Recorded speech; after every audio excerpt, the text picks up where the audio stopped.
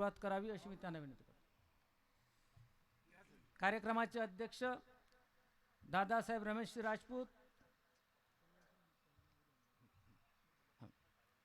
आदरणीय श्री चंदनसिंगजी साहेब राजपूत साहेब यांनी सुद्धा या ठिकाणी यावं.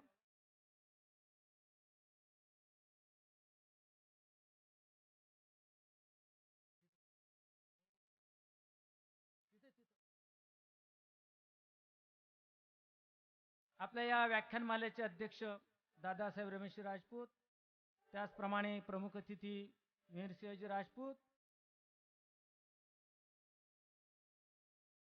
श्री चंदनसिंगजी राजपूत, श्री एस जी परदेशी, राजभाऊ दीक्षित, सर्व मान्यवर या ठिकाणी यांच्या शुभ हस्ते दीप प्रज्वलन होत आहे.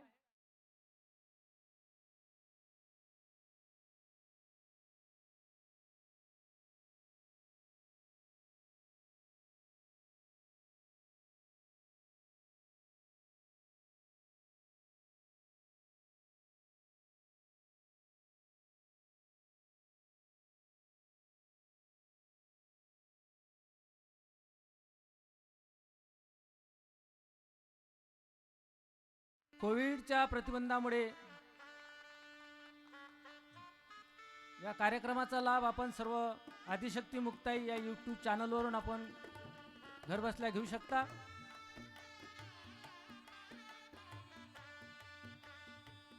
सर्व मान्यवरांच्या हस्ते या ठिकाणी दीप प्रज्वलन आणि प्रतिमा पूजन माल्यार्पण या ठिकाणी संपन्न झालेलं आहे. सर्व मान्यवर या ठिकाणी व्यासपीठावर येत आहेत.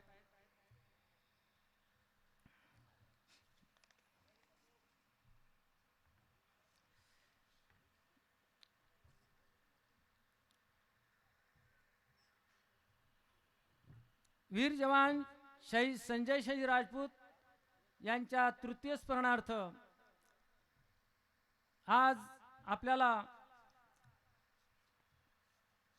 श्री नरसिंहजी परदेशी या ठिकाणी महाराणा प्रताप यांचे जीवनचरित्र याच्यावर माहिती सांगणार आहे. सर्वप्रथम आता अगोदर आपण मान्यवरांचा या ठिकाणी सत्कार करणार आहोत. आजच्या आपल्या कार्यक्रमाचे अध्यक्ष श्री दादासाहेब रमेशसिंहजी राजपूत, अध्यक्ष शारीरिक शिक्षण महाविद्यालय मलकापूर, यांचं स्वागत श्री बजरंगसिंग राजपूत हे शाल, श्रीफळ, पुष्पगुच्छ आणि प्रतिकृती देऊन स्वागत करतील.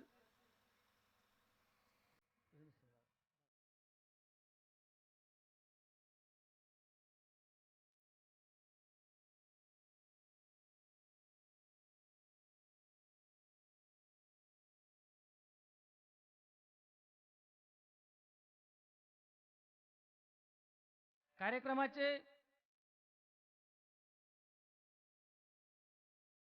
प्रमुख अतिथी वीरसिंहजी दादा, मलकापूर आज तक सायन दैनिक वृत्तपत्राचे संपादक, यांचं स्वागत सचिन भाऊ भन्साली करतील.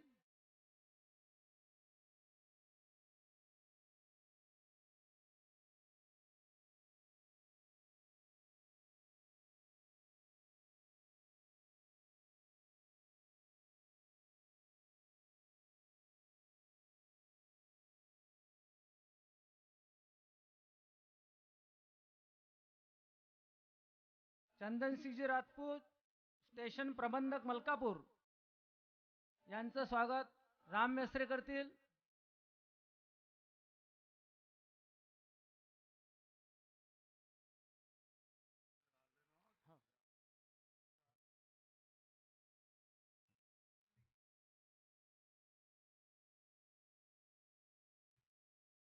श्री एस जी परदेशी साहेब, आज ज्यांच्या व्याख्यानाचा आपण लाभ घेणार आहोत, डॉक्टर नरसिंहजी परदेशी यांचे श्वशूर, जे 1991 ते 1995 या सालामध्ये सेंट्रल बँकेचे मॅनेजर या ठिकाणी मलकापूरला आपल्याला लाभले होते, यांचं स्वागत श्री जितेंद्रजी मेहता करतील.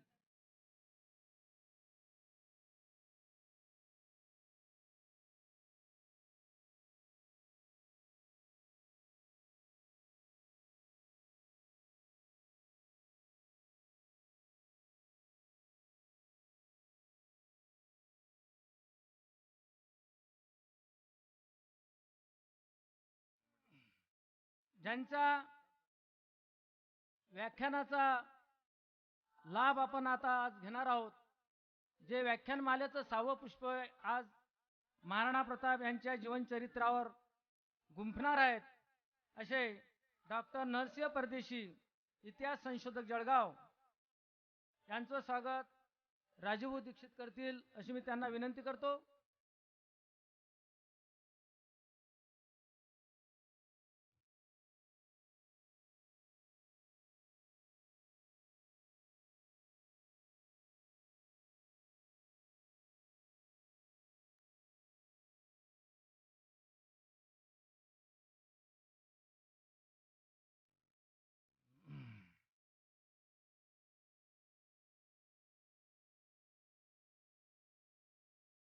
वीर जवान शहीद संजय श्री राजपूत यांच्या तृतीय पुण्यस्मरणार्थ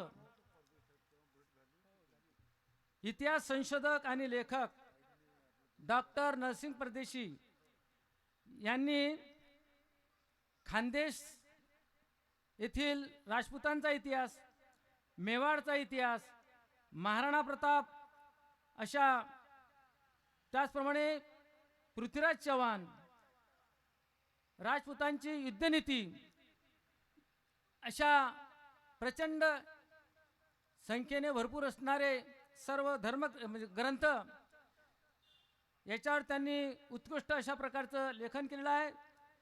प्रचंड गाजलेल्या पुस्तकाचे ते लेखक आहेत.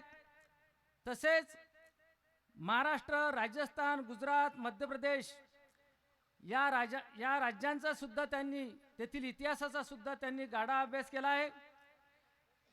महाराणा प्रताप यांच्यावर त्यांचे 2000 पेक्षा जास्त व्याख्यानं झाली आहेत. छत्रपती शिवाजी महाराजांच्या जीवनचरित्रावर सुद्धा त्यांनी 5000 पेक्षा व्याख्यानं केलेली आहेत. आणि राजपुतांच्या इतिहासामधले इतका महान अभ्यास करणारी ती महाराष्ट्रातील एकमेव व्यक्ती आहे. त्यांनी सखोल अशा प्रकारचं संशोधन या ठिकाणी केलेलं आहे. त्यांनी PhD सुद्धा केलेली आहे आणि अभ्यासपूर्ण व्याख्यानाचा लाभ त्यांच्यापासून आपल्याला या ठिकाणी मिळणार आहे. असे त्यांचं गुणगौरव या ठिकाणी मी केलेला आहे. त्याचप्रमाणे मी लगेच त्यांना विनंती करतो की त्यांनी आपल्या व्याख्यानाला सुरुवात करावी, अशी त्यांना नम्रपणे राजपूत परिवाराच्या वतीने विनंती करतो.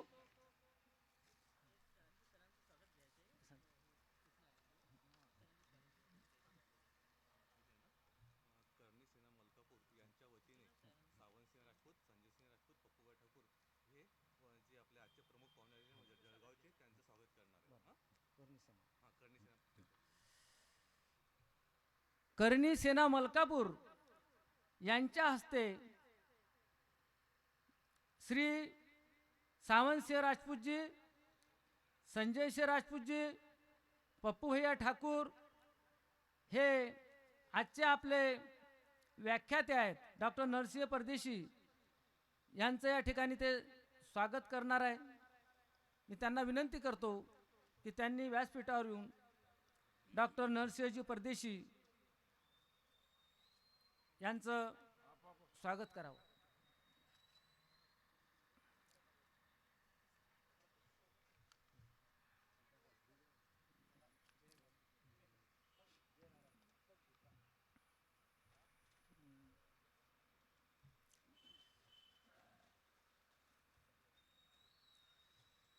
डॉक्टर नरसिंह परदेशी यांनी राजपुतांचा इतिहास एकूण 7 पुस्तकावर त्यांनी संशोधन केलेलं आहे. आणि या आपल्या देशाच्या राजकारणामध्ये, देशाच्या निर्मितीमध्ये राजपुतांची क्षत्रियाची किती भूमिका आहे, क्षत्रियांचं किती योगदान आहे, हे कोणी भारतवासी विसरू शकणार नाही. हा संपूर्ण इतिहास डॉक्टर नरसिंह परदेशी यांनी अधोरेखित केलेला आहे. ते आपल्या जवळच असलेल्या जळगाव जिल्ह्याचे रहिवासी आहे. तरी मी त्यांना विनंती करतो की त्यांनी राजपुतांची क्षत्रियांची वीरगाथा या ठिकाणी वर्णन करावी अशी मी त्यांना विनंती करतो.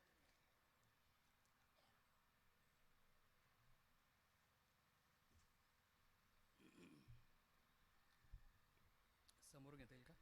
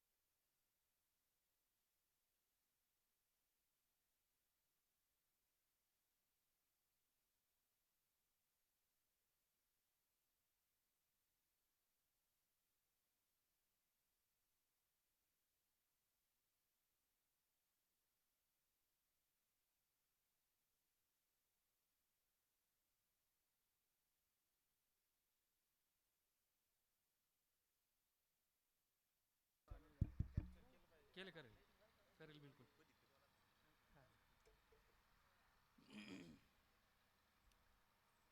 आजच्या या कार्यक्रमाचे सन्माननीय अध्यक्ष आदरणीय रमेश दादा, व्यासपीठावर उपस्थित सर्व मान्यवर आणि ज्यांच्या स्मृतिप्रित्यर्थ आपण हा कार्यक्रम घेत आहोत, अशी आदरणीय शहीद भाई संजय सिंगजी, या कार्यक्रमाचे सर्व सन्माननीय संयोजक, या कार्यक्रमाच्या निमित्तानं या ठिकाणी उपस्थित असलेले सर्व सन्माननीय बंधू भगिनी,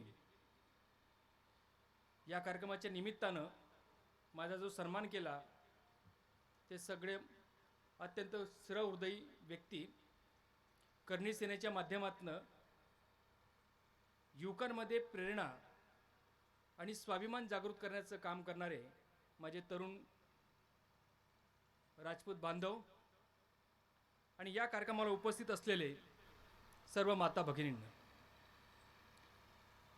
माझा परिचय करून देताना या ठिकाणी सांगितलं की राजपूतांच्या इतिहासावर प्रचंड अभ्यास असणारा हा माणूस किंवा राणा प्रतापांवर, शिवाजी महाराजांवर हजारो व्याख्यान देणारा हा माणूस, अशा पद्धतीची ओळख असली तरी ज्या मातीनं या देशाला एक नवीन हिरा दिला, ज्या मातीनं या देशाला एक स्वाभिमान दिला, ज्या मातीनं या देशाला जगण्याचा खऱ्या अर्थानं एक प्रेरणास्रोत दिला, असा व्यक्ती म्हणजे तुमचे आणि आमचे सगळ्यांचे सहृदयी, तेवढ्याच मनापासनं ज्यांच्यावर आपण अर्ध्या रात्री सुद्धा प्रेम करतो, अशी वीरवंदनीय महाराणा प्रताप. की या व्यक्तीनं आयुष्यभर कोणासमोर झुकला नाही, स्वाभिमान आपला जागृत ठेवला, परकीय प्रवाहाच्या विरोधामध्ये राहून त्यांच्या विरोधामध्ये सातत्यानं लढण्याचा प्रयत्न केला, असा वीर शिरोमणी व्यक्ती जर भारताच्या इतिहासात कोणी असेल तर सगळ्यात अर्थी नाव घेतलं जातं, पहिल्यांदा नाव घेतलं ते महाराणा प्रतापांचं. महाराणा प्रतापांवर मी बोलायला बसलो तर मी 3-3 दिवस माझे व्याख्यानं सुरू असतात त्या विषयावरचे, पण मला या ठिकाणी अत्यंत संक्षिप्तमध्ये 1.5 तासामध्ये सगळं संपवायचं आहे, म्हणून काही महत्त्वाच्या गोष्टी मी तुमच्या समोर सांगणार आहे. महाराणा प्रतापांवर बोलण्यापूर्वी मी सगळ्यात आधी वंदन करतो त्या माता जसवंता देवीला, की त्या जसवंता देवीने ज्या पद्धतीनं महाराणा प्रतापांमध्ये एक नवीन ज्योत निर्माण केली होती, एक स्वाभिमान निर्माण केला होता, एक कणखर बाणा निर्माण केला होता. आपल्या सगळ्यांना शिवाजी महाराज इतिहास माहीत आहे आणि जिजाबाईचा इतिहास माहीत आहे, पण जिजाबाई घडण्याआधी ज्या जसवंत देवीनं राणा प्रतापांना घडवलं होतं त्या मातेला आम्ही वंदन केलं पाहिजे. आणि महाराणा प्रताप सांगण्यापूर्वी एका शूरवीरीचं, एका शत्राणीचं या ठिकाणी उदाहरण सांगतो आणि मग महाराणा प्रतापांवर येतो की मेवाडचा इतिहास जर आम्ही बघितला तर मेवाडचा इतिहास आम्हाला दिसतो 736 पासून. या 736 पासून मेवाडचा इतिहास जेव्हा मी बघतो तर बाप्पा रावलांनी मेवाडची स्थापना केलेली आहे. बाप्पा रावल नंतर रावल खुमान असतील, रावल क्षत्रिय असतील, खेतसिंग असतील, असे अनेक लोक आम्हाला दिसतात. पण 1303 मध्ये रावल रतनसिंग त्या ठिकाणी आले होते आणि त्याच वेळेला एक विदेशी आक्रमक अल्लाउद्दीन खिलजीने चित्तोडगडावर आक्रमण केलं. का आक्रमण केलं तर रावल रतनसिंग यांची पत्नी जी होती, राणी होती पद्मिनी, ती अत्यंत सुंदर होती. या पद्मिनीला हस्तगत करावं, तिला मिळवावं म्हणून तो त्या ठिकाणी चित्तोडगडावर चालून आला होता. जेव्हा त्याने चित्तोडगड त्या ठिकाणी पायथ्याशी पोहोचला आणि तो प्रचंड किल्ला बघितला तर तो अवाक झाला. त्याने आयुष्यामध्ये एवढा मोठा किल्ला बघितलेला नव्हता. आजही जर तुम्ही त्या ठिकाणी किल्ल्यावर गेले तर तुम्हाला दिसेल हा किल्ला किती मोठा आहे. 7 किलोमीटर त्याची लांबी आहे आणि 4 किलोमीटर त्याची रुंदी आहे. एवढा प्रचंड किल्ला त्या ठिकाणी आहे आणि त्या किल्ल्याच्या पायथ्याशी आला आणि त्याने त्या ठिकाणी तटबंदीला पूर्ण वेढा घातला. 3 महिने झाले वेढा घालून पण त्याला तो किल्ला जिंकता येत नव्हता. हताश झाला आणि त्याने शेवटी विनवण्या केली की मला परत जायचंय, मला फक्त एकदा राणी पद्मिनीचं मुखदर्शन करू द्या, मी निघून जाईल. राणा राजपूत किंवा राजपूत लोक हे स्वाभिमानी असतात पण तेवढे दयाळू सुद्धा असतात. त्याने विचार केला की आलेला आहे, ठीक आहे, याची इच्छा पूर्ण करूया. आणि त्या ठिकाणी सगळ्या सरदारांच्या संमतीने असं ठरलं की त्या चित्तोडगडामध्ये जो त्या ठिकाणी पद्मिनी महल एका तलावामध्ये आहे, त्या महालाच्या पायांवर त्या ठिकाणी पद्मिनी उभी राहील आणि दुसरा जो समोर महाल आहे त्या महालाच्या खिडकीतनं हा पद्मिनीचं दर्शन घेईल. देवीचं दर्शन घ्यावं, त्या पद्धतीने आमच्या राणीचं दर्शन घे, या पद्धतीने त्याला सांगितलं गेलं आणि तो त्या ठिकाणी आला. राणी पद्मिनीला त्याने लांबून बघितलं. अत्यंत सौंदर्यवती असणाऱ्या त्या राणीला बघून याच्या मनामध्ये एक वेगळा विचार आला की ही राणी जर मला कायमची मिळू शकली तर काय होऊ शकेल. त्याने शब्द दिला होता की मी इथनं गुपचूप निघून जाईल, शांतपणे निघून जाईल. पण त्याने काय केलं, परत जाताना रतनसिंगला हात धरला आणि बोलता बोलता त्या ठिकाणी त्या चित्तोडगडाच्या किल्ल्याच्या पहिल्या दरवाजापर्यंत घेऊन आला. चित्तोडगडाला एकूण 7 दरवाजे आहेत. 6 दरवाजे पार करून पहिल्या दरवाजापर्यंत तो त्या ठिकाणी घेऊन आला आणि अचानक त्याने त्या ठिकाणी दगा फटका केला, विश्वासघात केला आणि रतनसिंगला त्या ठिकाणी अटक केली. रतनसिंगला अटक केली आणि निरोप पाठवला की जोपर्यंत तुम्ही पद्मिनीला देत नाहीत तोपर्यंत मी रावल रतनसिंगला सोडणार नाही. प्रश्न निर्माण झाला की काय करावं. राजा अटकेत आहे पण त्यावेळेला जी पद्मिनी होती, राणी होती, खरं म्हणजे राणी ही फक्त बांगड्या घालण्यापुरती, शृंगार करण्यापुरती नाही तर तिच्यात एक वीर क्षात्र तेज होतं. आणि त्या राणीने सांगितलं की तुम्ही महिलांना काय हे करतात, महिलांना कमजोर समजतात का, स्त्रियांना कमजोर समजतात का, शत्राणियों को आप कमजोर नहीं आंक सकते, अशा पद्धतीने सांगितलं आणि एक रणनीती तयार केली आणि निरोप पाठवला गेला की राणी पद्मिनी तुमच्या सोबत यायला तयार आहे, 700 पालख्यांची व्यवस्था करा. 700 पालख्या तयार करण्यात आल्या आणि किल्ल्यावर पाठवण्यात आल्या आणि त्या किल्ल्यावर 700 पालख्यामध्ये तुमचे आमचे सगळे राजपूत बांधव विष पालटून त्या ठिकाणी बसलेत. या पालख्या जेव्हा खाली आल्या त्यातनं सगळे वीर खाली आलेत आणि त्यांनी त्या ठिकाणी अल्लाउद्दीन खिलजीच्या त्या तंबूवर हल्ला केला आणि रावल रतनसिंगला सुखरूपपणे सोडून आणलं. हा चौताळून उठला. त्याला वाटलं की फक्त दगाबाजी आम्हालाच करता येते का, पण राजपूतांनी दगाबाजी करून आपल्या राजाला स्वतंत्रपणे सोडून आणलं. तेव्हा त्याने मोठ्या प्रमाणात आक्रमण केलं, चारी बाजूने हल्ला चढवला आणि अशा वेळेला जेव्हा लक्षात आलं की आता आपण युद्ध हारतो आहोत त्यावेळेला या पद्मिनीने त्या ठिकाणी जोहर करून घेतला 13,000 स्त्रियांसोबत. आणि ही पद्मिनी हिने एक नवीन इतिहास निर्माण केला 1303 ला. आणि हाच इतिहास घेऊन पुढे आमचा इतिहासामधला एक वीर पुरुष पुढे आला. त्याचं नाव होतं वीर शिरोमणी महाराणा प्रताप. महाराणा प्रतापांचा इतिहास बघावा आपण की महाराणा प्रतापांनी प्रेरणा कशातनं घेतली होती, मी वेगळ्या पद्धतीने बोलणार आहे. 1303 ला या ठिकाणी जेव्हा पद्मिनीचं त्या ठिकाणी जोहर झालं, नंतर राणा सांगा नावाचा एक पराक्रमी पुरुष आला की ज्याने त्या ठिकाणी बाबरशी युद्ध केलं होतं, पण दुर्दैवाने त्यात तो हारला. आणि हारल्यानंतर त्या ठिकाणी आपल्याच लोकांनी त्याच्याशी दगाबाजी केली, त्याला विष देऊन मारून टाकलं.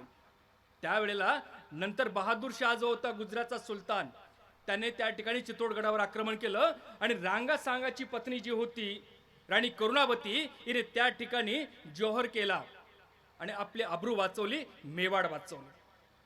हा दुसरा जोहर. आणि तिसरा जोहर जो होता तर दिल्लीचा बादशाह, मुघल बादशाह अकबर याने त्या ठिकाणी 1567 ला आक्रमण केलं. त्यावेळेला महाराणा उदयसिंग इथले तिथे राजे होते. पण गेल्या 2 जोहरमध्ये अनेक युद्धामध्ये आमची शक्ती कमी झालेली आहे. अशा वेळेला मेवाड वाचला पाहिजे या दृष्टिकोनातनं सगळ्यांनी ठरवून उदयसिंगांना चित्तोडगड सोडायला लावला आणि वीर जयमल राठोड यांच्याकडे ती जबाबदारी दिली. यावेळेला राणा प्रताप सुद्धा युवावस्थेत होते. त्यांनी सांगितलं की चित्तोड मी सांभाळतो, माझ्याकडे जबाबदारी द्या, मी सांभाळतो. पण त्यांनी सांगितलं की नाही, मेवाडचा भवितव्य तुम्ही आहात आणि त्या ठिकाणी मेवाडचा भवितव्याला आम्ही एकटं सोडू शकत नाहीत. म्हणून त्या ठिकाणी उदयसिंगांसोबत राणा प्रतापांना सुद्धा त्या ठिकाणी पाठवलं गेलं. आणि वीर जयमल राठोड, की हा जयमल राठोड कोण होता तर जयमल राठोड हा राणा प्रतापांचा गुरु होता. आणि याच जयमल राठोडने राणा प्रतापांना शस्त्र आणि विद्या, गनिमी कावा या गोष्टींचं शिक्षण दिलं होतं. हा जयमल राठोडने त्या ठिकाणी अकबराशी लोहा घेतला, लढाई केली, संघर्ष केला आणि त्याच चित्तोडगडावर 1567 ला तिसरा जोहर झाला आणि हजारो स्त्रियांनी त्यावेळेला स्वतःला जाऊन घेतलं. ज्या मातीमध्ये 3 जोहर झालेले आहेत, ज्या मातीमध्ये अनेक स्त्रियांचं त्या ठिकाणी बलिदान झालेलं आहे, या मातीमध्ये अनेक वीर पुरुषांनी आपला संघर्ष केलेला आहे, आपलं रक्ताचं पाणी केलेलं आहे, आपला देह धिजवलेला आहे. ती रक्ताने पावन झालेली माती ही राणा प्रतापांनी आपल्या कपाळाला लावली होती. आणि तिथून राणा प्रतापांच्या मनामध्ये स्वाभिमानाची एक नवीन ज्योत निर्माण झाली होती, की जी ज्योत पुढं सातत्याने 50 वर्ष तेवत राहील. राणा प्रतापांचा कालखंड आम्ही जेव्हा बघतो तर राणा प्रतापांच्या कालखंडाला 2 भागामध्ये आम्हाला विभाजित करावं लागतं. पहिला कालखंड आहे 1572. या 1572 मध्ये 1572 मी का म्हणतो आहे, कारण राणा प्रतापांचा जन्म झाला आहे तो 1540 ला. पण राणा प्रताप 1572 ला त्या ठिकाणी गादीवर आलेत. जगमालला हटून तो एक वेगळा इतिहास तो नंतर सांगेल मी. 1572 ला आलेत तर 1572 पासून 1585 म्हणजे जवळपास 13 वर्षाचा हा संघर्षाचा इतिहास होता, की ज्यांनी या संघर्षाच्या काळामध्ये अकबर सारख्या अत्यंत पराक्रमी, अत्यंत धूर्त, अत्यंत कपटी अशा बादशाहाशी संघर्ष केला पण स्वतःचं अस्तित्व टिकवून ठेवलं. हा 1572 ते 1585. आणि दुसरा कालखंड आहे 1585 ते 1597. म्हणजे पहिले 12 वर्ष, नंतरचे 12 वर्ष. या 12 वर्षामध्ये मी काय बघतो, पहिला 12 वर्ष सातत्याने हा माणूस संघर्ष करत राहिला आणि दुसऱ्या 12 वर्षामध्ये त्याने मेवाडला पुन्हा निर्माण केलं. पुन्हा मेवाडची नवीन उभारणी केली आणि मेवाडला एक नवीन स्थान निर्माण करून दिलं. म्हणून एक संघर्ष आणि एक उभारणी, एक निर्माण, या 2 दृष्टिकोनातून राणा प्रतापांना आम्हाला विभाजित करावं लागतं. आम्हाला माहित आहे की या पारंपरिक कालखंडामध्ये, पहिल्या कालखंडामध्ये राणा प्रतापांनी ज्यांनी घडवलं होतं त्यात प्रामुख्याने जयमल राठोड आणि त्यांचे गुरु होते राघवेंद्र. यांच्याकडनं जे प्रशिक्षण त्यांना मिळालेलं होतं, या प्रशिक्षणाच्या माध्यमातून त्यांनी मेवाडचा ध्वज हा परकीयांच्या समोर कधी खाली वाकणार नाही ही प्रतिज्ञा घेतली होती आणि त्या पद्धतीने राबवण्यात आली. याच काळामध्ये त्यांना काय झालं की जेव्हा जयमल राठोडांनी त्यांना शिक्षण दिलं आणि तोच जयमल राठोड ज्या वेळेला 1567च्या त्या अकबराच्या आक्रमणाच्या वेळेला लढता लढता त्या ठिकाणी मेला. पण बघा कसा कराडेबाणा असतो की ज्या वेळेला अकबराने 1567 ला त्या चित्तोडगडाला वेढा घातला होता आणि सांगितलं की हा किल्ला मला जिंकायचा आहे, अनेक महिने त्या ठिकाणी राहिला पण किल्ला जिंकता येत नव्हता, त्यावेळेला त्याने वरती पाठवलं निरोप की मी तुला माझा मनसबदार करतो, हा किल्ला माझ्या ताब्यात दे. जयमल राठोड सारख्या वीर पुरुषाने सांगितलं मला तुमची मनसब नको, हा किल्ला मला महाराणा उदयसिंगांनी या ठिकाणी सोपवलेला आहे, या किल्ल्याचा किल्लेदार आहे, मी मरण पत्करेल पण तुमची चाकरी पत्करणार नाही, हे सांगणारा जयमल राठोड होता. याच व्यक्तीनं राणा प्रतापांना घडवलेलं होतं. ज्या वेळेला जयमल राठोडांनी हा किल्ला लढवला आणि किल्ला लढवत असताना एके दिवशी रात्रीच्या वेळेला त्या ठिकाणी किल्ल्याच्या तटबंदीचं निरीक्षण करत असताना अकबराने खालून गोळी मारली आणि त्या गोळीमध्ये त्या ठिकाणी जयमल राठोडचा पाय जखमी झाला, जायबंदी झाला. आणि मग ठरलं की आता या ठिकाणी आपल्याला लढायचं आहे. आणि मग त्या ठिकाणी रात्रीच्या रात्री त्या ठिकाणी जोहर पेटवला गेला. सगळ्या स्त्रियांनी ते जोहरच्या आग्न्यामध्ये उड्या घेतल्या आणि सकाळी सगळ्यांनी हर हर महादेव म्हणून किल्ल्याचे दरवाजे उघडले आणि लढत लढत त्या ठिकाणी मोगल सेनेवर तुटून पडले. पण हा जो जयमल राठोड होता त्याचा पाय त्या ठिकाणी जयबंदी झाला होता. त्याला उभं राहता येत नव्हतं, घोड्यावर बसता येत नव्हतं, लढणार कसा? तेव्हा त्याचा वीर भाऊ आला किल्ला राठोड पुढं आणि त्याने सांगितलं की जयमल काळजी करू नको, तू घोड्यावर बसू शकत नाही पण तू या खांद्यावर बसू शकतो. मी माझ्या खांद्यावर तुला बसवतो. आपण दोघं जण जाऊन या ठिकाणी आपल्या मनातली इच्छा पूर्ण करू आणि मोगल सेनेला त्या ठिकाणी दानापान करू. असं म्हणून कल्ला राठोडने जयमल राठोडला त्या ठिकाणी बसवलं आणि त्या ठिकाणी जयमल राठोड बसल्यानंतर दोघांनी 2 हातात तलवारी घेतल्या. खाली कल्ला राठोडने 2 हात तलवारी, वरती जयमल राठोडने 2 तलवारी, एकावर एक स्वार होऊन त्या ठिकाणी मोगलांची सेना कप्पात करता लढता लढता त्या ठिकाणी अनेकांना कापत कापत हे पुढे गेले आणि लढत मरत त्या ठिकाणी खाली पडले.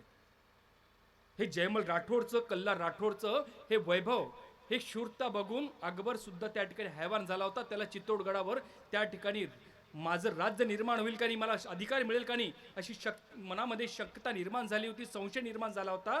पण शेवटी त्या ठिकाणी त्याने कूटनीती वापरली आणि त्या ठिकाणी तो किल्ल्यावर आला. पण किल्ला आला तरी तिथले लोक मोगलांच्या पारतंत्र्यामध्ये जाण्यासाठी तयार नव्हते. काय केलं त्यांनी? आपल्या हातात असेल ती गोष्ट घेतली. कोणाच्या हातात दंडुका असेल, कोणाच्या हातात तलवार असेल, कोणाच्या हातात भाला असेल, कोणाच्या हातात फक्त लाकड असेल, खुरपं असेल, हे खुरपं घेऊन त्या ठिकाणी त्यांच्या मोगलांशी लढायला लागले. तेव्हा अकबर बिथरला आणि बिथरल्यानंतर त्याने त्या ठिकाणी सांगितलं कत्लेआम करा. आणि कत्लेआम करल्यास सांगितल्याबरोबर 30,000 लोकांना त्या ठिकाणी कापून काढण्यात आलं, 30,000 लोकांना मारून टाकण्यात आलं. आणि ही आग जर कोणाच्या मनात धगधगत असेल तर राणा प्रतापांची. 30,000 लोकांच्या, माझ्या सर्वसामान्य लोकांना मारून काढला आहे. या राजासमोर मी आयुष्यात कधी झुकणार नाही, ही प्रतिज्ञा त्यांनी घेतली आणि त्या पद्धतीने लढला. त्या व्यक्तीचं नाव होतं राणा प्रताप. इथूनच सुरुवात झाली होती, इथूनच सुरुवात झाली होती. आणि म्हणून जेव्हा 1572 राणा प्रताप गादीवर आले, त्यावेळेला त्यांना सांगितलं गेलं की इतर सगळ्या राजांनी ज्या पद्धतीने मोगलांचं अधिपत्य स्वीकारलेलं आहे त्या पद्धतीने तुम्ही अकबराचं अधिपत्य स्वीकारा आणि शांतपणे त्यांचे मनसबदार म्हणून राहा. पण राणा प्रतापांना ही गोष्ट मान्यच नव्हती. त्यांनी सांगितलं की मी अजिबात स्वीकारणार नाही. म्हणून स्वतः त्या ठिकाणी अकबराने काय केलं, त्यांनी आपले दूत पाठवायला सुरुवात केले. पहिल्यांदा आला त्या ठिकाणी दूत, त्याने सांगितलं की तुम्ही अशा पद्धतीने बादशाह हा काम करतो आहे, ते करतो आहे, सगळं भारतभर त्यांना सगळं आपलं स्वतंत्र राज्य निर्माण करायचंय, तुम्ही मनसबदार व्हा, तुम्हाला मोठी जागीर आम्ही देऊ. राणा प्रतापने सांगितलं मी बघतो, विचार करतो, म्हणून परत पाठवून दिलं. दुसऱ्यांदा कुंवर मानसिंग त्या ठिकाणी आला. मानसिंगला सांगितलं, मानसिंगने की तुम्ही अशा पद्धतीने स्वीकारा, मेवाडचं राज्य मोठं आहे, मग मी एवढा लहान वयामध्ये एवढा मोठा मनसबदार झालो, तुम्ही याच्यापेक्षा जास्त मोठे मनसबदार होऊ शकतात. लालूच दाखवली. पण त्या ठिकाणी मानसिंगच्या त्या लालूच पुढे सुद्धा राणा प्रताप बळी पडले नाहीत. नंतर काय झालं, मानसिंगचे काका त्या ठिकाणी भगवंतदास आलेत. त्यांनी सांगितलं की तुम्ही तरी आता व्हा, तरी सुद्धा नाही. चौथ्यांदा पुन्हा चौथा आला, त्याने सांगितलं पण नाही. परत्यांदा विचार करतो म्हणून सांगितलं आणि जुळवत ठेवलं. पण इकडे मात्र युद्धाची तयारी ठेवली. कारण आपण नाही म्हणतोय, नकार देतो आहे, अशा वेळेला आता निश्चितपणे अकबर आपल्यावर आक्रमण केल्याशिवाय राहणार नाही. म्हणून त्यांनी तयारी सुरू केली आणि त्यातनं स्वतःची सैन्यदळ निर्माण केलं होतं. आणि त्याच सगळ्यात आपल्याला माहीत आहे की हल्दीघाटीचं युद्ध झालं. त्याच्यावर मी फारसं बोलणार नाही, कारण हल्दीघाटी सगळ्यांना माहिती आहे. मला इतर दुसरे विषय तुमच्याशी बोलायचे. पण 1576चं 18 जून 1576चं तो युद्ध जे झालं होतं हल्दीघाटीचं, या युद्धाची अजून वेगळी गोष्ट होती की ज्या वेळेला अकबराने मानसिंगला आपला सेनापती म्हणून त्या ठिकाणी पाठवलं आणि राजपुतांच्या विरोधामध्ये लढायला सुरुवात केलं. अशा वेळेला राणा प्रतापांनी वेगळी नीती निर्माण केली होती. त्यांनी काय केलं, आपल्या सगळ्या सामंतांची बैठक घेतली आणि बैठक घेऊन सांगितलं की काय करायचं. अकबर तर आलेला आहे, किल्ल्यात राहून लढता येणार नाही, आपल्याला बाहेर जाऊन लढावं लागेल. समोरासमोर लढलो तर आपली शक्ती मात्र तेवढी नाही. समोरासमोर लढताना हजारो लाखो लोक लागतात, तेव्हा युद्धाचा निर्णय होतो. पण आपण तेवढे नाहीत. त्याच्या दृष्टिकोनातून आपल्या विरोधामध्ये मोगलांची सेना प्रचंड आहे. मग काय करायचं? तेव्हा ठरवलं गेलं की आपण डोंगर दऱ्यामध्ये राहून एखाद्या घाटीमध्ये राहून युद्ध लढवावं. अशा प्रकारचा निर्णय झाला आणि त्यातनं हल्दी घाटी युद्धाचा पाया घातला गेला. पुढे काय झालं की याचं नेतृत्व कोणी करावं? महाराणा प्रताप तर नेतृत्व करायला तयार होते, पण त्या काळातली नीती अशी होती की फक्त चंदावलचा जो भाग असायचा, हरावल आणि चंदावल म्हणजे फ्रंट, याच्यावर लढणारे जे होते, तर तत्कालीन काळामध्ये 3 प्रमुख सेनापती नियुक्त केले जात होते. ते 3 तुकडीचे प्रमुख राहायचे आणि त्या 3 तुकड्या समोरच्या याच्यावर जाऊन आक्रमण करायच्यात. आक्रमण करून युद्धाला सुरुवात झाली की मागची तुकडी जाऊन त्यांना घेरायची आणि त्यांच्यावर आक्रमण करायची. अशा पद्धतीची रीती होती. त्यावेळेला जी निर्णय झाला की आपण 2 नाही 3 नाही फक्त 2च तुकड्या करायच्यात, हा निर्णय त्यांनी घेतला. कारण तिथून एकूण हल्दी घाटीचं जे क्षेत्र आहे तिथं 3 तुकड्या करणं शक्य होणार नाही, तेवढी जागा नाही, आणि म्हणून त्या ठिकाणी 2च तुकड्या करायचं ठरलं. पहिल्या तुकडीचं नेतृत्व तर राणा प्रतापांकडे होतं, पण दुसऱ्याचं नेतृत्व कोणाकडे द्यायचं हा प्रश्न होता. अनेक मातब्बर सरदार समोर होते. अशा वेळेला त्यांच्या सेनेमधला एक मातब्बर सरदार, ज्याचं नाव होतं हकीम का सूर, हा मुस्लिम पठाणी अफगाणी सरदार उभा राहिला आणि त्याने सांगितलं, काय सांगितलं कि ये मेवाड़ी मालिक, कल इस हल्दी घाटी के दर्रे में जो युद्ध होने वाला है, जो स्वतंत्रता और पराधीनता का युद्ध है, मैं आपसे विनम्र अनुरोध करता हूं, गुजारिश करता हूं, ए मेवाड़ी मालिक, इस युद्ध में इस पठान के बंदे को आप हरावल में लड़ने का मौका दो. ए मेवाड़ी मालिक, मैं आपको भरोसा दिलाता हूं कि इस शरीर से खून का कतरा कतरा बह जाएगा, इस शरीर से लहू का एक एक कतरा निकल जाएगा, लेकिन यह हाथ से पकड़ी हुई शमशीर नीचे नहीं गिरेंगी, यह हाथ से नहीं छूटेंगी. मेवाड़ी मालिक, मुझे हरावल में लड़ने का मौका दो, हरावल में लड़ने का मौका दो, हरावल में लड़ने का मौका दो. आणि काय केलं राणा प्रतापांनी? काय केलं? एका पठाणी सरदाराला आपल्या सेनेचं नेतृत्व बहाल केलं. ही वेगळी पद्धत होती. समोर मोगल आहेत ना, मी सुद्धा तुमच्या तेवढीचा माणूस तुमच्याकडे देतो म्हणून हकीम का सूरला त्या ठिकाणी नेतृत्व बहाल केलं आणि त्या ठिकाणी युद्धाला सुरुवात झाली. इतिहास या गोष्टीचा साक्षीदार आहे की हकीम का सूर आणि दुसऱ्या बाजूने राणा प्रतापांची सेना ज्या पद्धतीने त्यांच्यावर तुटून पडली, त्या ठिकाणी लढता लढता अनेक लोक धारतीर्थी पडलेत. हे युद्ध जेव्हा संपलं तेव्हा युद्ध संपल्यानंतर जे लोक मेले होते त्यांची डेड बॉडी गोळा करण्यात आली आणि धर्मानुसार जे हिंदू होते त्यांना अंत्यसंस्कारासाठी नेण्यात आलं आणि जे मुस्लिम होते त्यांना त्या ठिकाणी दफनसाठी नेण्यात आलं. त्यावेळेस दफन करण्यामध्ये नेण्यामध्ये हकीम का सूर याचा सुद्धा त्या ठिकाणी मृतदेह होता. त्याला दफन करताना त्याच्या हातामध्ये, त्याच्या मुठीमध्ये तलवार त्या ठिकाणी घट्ट अशी आवळली गेली होती. दफन करताना ती तलवार बाजूला काढावी म्हणून तलवार काढण्याचा प्रयत्न झाला, पण ती तलवार निघू शकली नाही. खूप प्रयत्न केलेत, ती त्याच्या मुठीमध्ये अशी आवळली होती की ती काढणं शक्य झालं नाही. शेवटी तलवारसह त्या हकीम कासूरला दफन करावं लागलं. म्हणून पहिलं नमन आम्हाला करावं लागतं त्या हकीम कासूरला की ज्याने राणा प्रतापांसाठी जीवाची बाजी लावली, स्वातंत्र्यासाठी बाजी लावली. म्हणून वीर बलिदानी त्या हकीम कासूर याचं नाव सुद्धा आम्हाला अजरामर म्हणून बघावं लागतं. हल्दी घाटीच्या युद्धावर बोलण्यासारखं खूप आहे, त्याच्यावर मी बोलणार नाही त्याच्यासाठी की मला पुढचे युद्ध बोलायचे आहेत. पण एक महत्त्वाची गोष्ट आमच्याकडं आमच्या इतिहासकारांनी असं लिहून ठेवलेली आहे की हल्दी घाटीच्या युद्धामध्ये राणा प्रताप पराभूत झाले होते. माझं पुस्तक आलेलं आहे त्याचं, जर तुम्ही कधी घेतलं तर वाचलं, राणा प्रताप समग्र मूल्यांकन म्हणून, त्याच्यात मी 27 प्रकारचे तथ्य दिलेले आहेत की राणा प्रताप हे हल्दी घाटीच्या युद्धामध्ये पराभूत झालेच नव्हते. का पराभूत झाले नव्हते? त्याची काही तथ्य जेव्हा मांडलीत की ज्या वेळेला पहिलं आक्रमण केलं तर मोगलांची सेना त्या ठिकाणी पळत गेली, दानाफान झाली होती. जेव्हा राणा प्रतापांनी आक्रमण केलं, मानसिंगला स्वतःच त्या ठिकाणी जीव वाचवावा लागला. आणि जेव्हा राणा प्रतापांचे सगळे सैनिक त्या ठिकाणी परिस्थिती वेगळी निर्माण झाली, तेव्हा त्यांनी गनिमी काव्याचा वापर करून राणा प्रतापांना बाहेर काढायला लावलं. कारण हे युद्ध चालवायचं होतं म्हणून, हा संघर्ष चालवायचा होता म्हणून राणा प्रताप बाहेर पडलेत आणि त्या ठिकाणी राणा प्रतापांनी जंगलामध्ये राहून ते युद्ध चालवलं. पण जेव्हा मोगल सेना आली तर ती अजिबात विजयी मनोवृत्तीमध्ये नव्हती. राणा प्रतापांना त्या काळातली युद्धाची एक पद्धत होती की जोपर्यंत एखादा राजा पकडला जात नाही, एखादा राजा मारला जात नाही, तो शरणागती पत्करत नाही तोपर्यंत तुम्ही युद्ध जिंकलं असं सांगू शकत नाहीत. आणि तेच झालं होतं की राणा प्रताप पकडले गेले नव्हते, राणा प्रताप शरण गेलेले नव्हते, किंवा राणा प्रतापांनी त्या ठिकाणी समझोता केले नव्हतं, किंवा राणा प्रताप त्या ठिकाणी मारले पण गेले नव्हते. उलट राणा प्रतापनी जंगलामध्ये जाऊन अनेक प्रकारचे खलिते त्या ठिकाणी जाहीर केलेत. आपल्या सगळ्या सरदारांना त्या ठिकाणी त्यांनी जहागिरे बहाल केल्यात. त्या काळातले शिलालेख आहेत, त्या काळातले ताम्रपट आहेत, किंवा ज्या वेळेला मोगलांची सेना गोगुंद्यापर्यंत येऊन पोहोचली, त्यांच्यावर हल्ला केलेत. ते पराभूत मनोवृत्तीने त्या ठिकाणी वावरत होते, किंबहुना हे जिंकले नव्हते. त्याचमुळं अकबराने मानसिंगांची डोडी बंद केली होती, त्याला दरबारातला प्रवेश बंद केला होता. जर मानसिंग त्या ठिकाणी जिंकला असता तर त्याला त्या ठिकाणी सन्मानाने दरबारात बोलवलं गेलं असतं, पण मानसिंगला दरबारात बोलवलं गेलं नाही. याचाच अर्थ असा होता की राणा प्रताप युद्ध जिंकले होते. दुसरी गोष्ट की ज्या वेळेला राणा प्रतापांचं हल्दीघाटीचं युद्ध झाल्यानंतर शहाबाज खान त्या ठिकाणी आला होता, त्याने 3 वेळा आक्रमण केल्या होत्या. पहिल्या आणि दुसऱ्या आक्रमणाच्या वेळेला त्याच्या सेनेमध्ये मानसिंगला त्या ठिकाणी दुय्यम सरदार म्हणून पाठवलं होतं. जर एखाद्या पहिल्या युद्धामधला सेनापती की ज्याने युद्ध जिंकला आहे त्याला दुसऱ्याच याच्यामध्ये दुय्यम सरदार म्हणून का पाठवलं?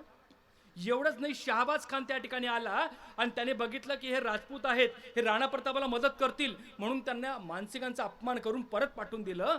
जर मानसिंगांचा अपमान करून पाठवून दिलं याचाच अर्थ असा होता की राणा प्रताप हे हल्दीघाटीच्या युद्धामध्ये हारलेच नव्हते. या अनेक गोष्टी निर्माण होतात, सिद्ध होतात. ते सिद्ध करण्याचा प्रयत्न मी माझ्या पुस्तकातनं केलेला आहे, आपण कधीतरी बघा. तर अशा पद्धतीने जर आम्ही बघितलं की हल्दीघाटीच्या या युद्धानंतर काय झालं, तर 2-3 गोष्टी मी तुम्हाला सांगेल महत्त्वाच्या. की हल्दीघाटीचं युद्ध झालं 1576ला. या 1576ला युद्ध झालं जूनमध्ये, आणि सप्टेंबरमध्ये स्वतः बादशाह अकबर हा मेवाडवर चालून आला. जर तुम्ही हल्दीघाटीचं युद्ध जिंकले होते तर स्वतः बादशाहला कावर यावं लागलं? पण बादशाह त्या ठिकाणी चालत आला. बादशाह आला का सांगतोय, खोटं काय सांगतो की मला हल्दीघाटीचं युद्ध जे आहे ती घाटी आहे त्याचं निरीक्षण करायचंय असं म्हणून तो त्या ठिकाणी आला. आणि आल्यानंतर त्याने हल्दीघाटीचा सगळा तो दर्रा बघितला. तिथून तो गोगुंद्याकडे जायला लागला, पण गोगुंद्याकडे जाणारे सगळे जे दर्रे होते अत्यंत विकट होते, म्हणून त्याने सांगितलं की इथं काही जाणं शक्य नाही, इथं केव्हा येऊन मला महाराणा प्रताप आक्रमण करेल आणि मारून टाकेल. म्हणून तो घाबरला आणि उदयपूरला जाऊन 3 महिने बसून राहिला. जर तुम्ही जिंकलेले होते तर तुम्हाला राणा प्रतापांपासून एवढी भीती वाटत होती की तुम्ही गोगुंदाला जाऊ शकत नव्हते? कुठली तुमची विजयी मूर्ती? हे राणा प्रतापने आपल्या कर्तृत्वातून सिद्ध केलं होतं. म्हणून 3 महिने तिथं राहिला. त्याने आपल्या सगळ्या सरदारांना जंगलामध्ये पाठवलं, दर्याखोऱ्यामध्ये पाठवलं की राणा प्रतापांना पकडून आणा, त्याला बघून आणा, त्याला भेटून आणा, त्याला शर्ती करून आणा, माझ्यासमोर शरणागती पत्करायला लावा, त्याला समझोता करायला लावा, काही पण करा पण राणा प्रतापाला आणा. हे सांगणारा अकबर 3 महिन्यानंतर अगदी खाली हाताने, रिकामा हाताने परत गेला. जर अकबराचा इतिहास आपण बघितला तर अकबराने अगदी काबूल, कंधार पासून तर तिकडं आसाम, बिहार, बंगाल, खानदेश, अहमदनगर इथपर्यंत आपल्या काळामध्ये ज्या ज्या मोहिमा राबवल्या होत्या तो प्रत्येक मोहिमेमध्ये तो विजय झाला होता, जिंकला होता. पण केवळ मेवाळची मोहीम अशी होती, केवळ राणा प्रतापांची मोहीम अशी होती की त्या मोहिमेमध्ये त्याने लाख प्रयत्न केले, पण तो शेवटी तो अपयशी ठरला. राणा प्रतापांना झुकू शकला नाही. हा अकबराच्या कारकिर्दीवरचा हा मोठा काळा डाग आहे, कलंक आहे, हा कोणीही नाकारू शकत नाही. दुसरी गोष्ट, हल्दीघाटीच्या युद्धानंतर अकबर चालत आला आणि अकबराने प्रयत्न केला की राणा प्रतापांना झुकवावं, पण शक्य झालं नाही, परत निघून गेला. त्यानंतर त्यांनी काय केलं, शहाबाज खान नावाचा एक पराक्रमी सेनापती पाठवला. या शहाबाज खानने 1दा नाही, 2दा नाही, 3 वेळा त्या ठिकाणी आक्रमण केलेत, पण राणा प्रतापांना पकडू शकला नाही. एकदा तो राणा प्रताप कुंभलगडावर असताना त्याला गोष्ट कळली की राणा प्रताप कुंभलगडावर आहे, आणि तो तिथपर्यंत पोहोचला. आता कुंभलगड कसा आहे हो, तर कधीतरी तुम्ही चित्तोडला गेलात, राजस्थानला गेलात तर कधीतरी चित्तोडला जा. मी मगाशी सांगितल्याप्रमाणे चित्तोडगड हा जो आहे 7 किलोमीटर त्या किल्ल्याची लांबी आहे आणि 4 किलोमीटर रुंदी आहे, आणि एवढीच प्रचंड मोठी तटबंदी आहे, 7 दरवाजे आहेत.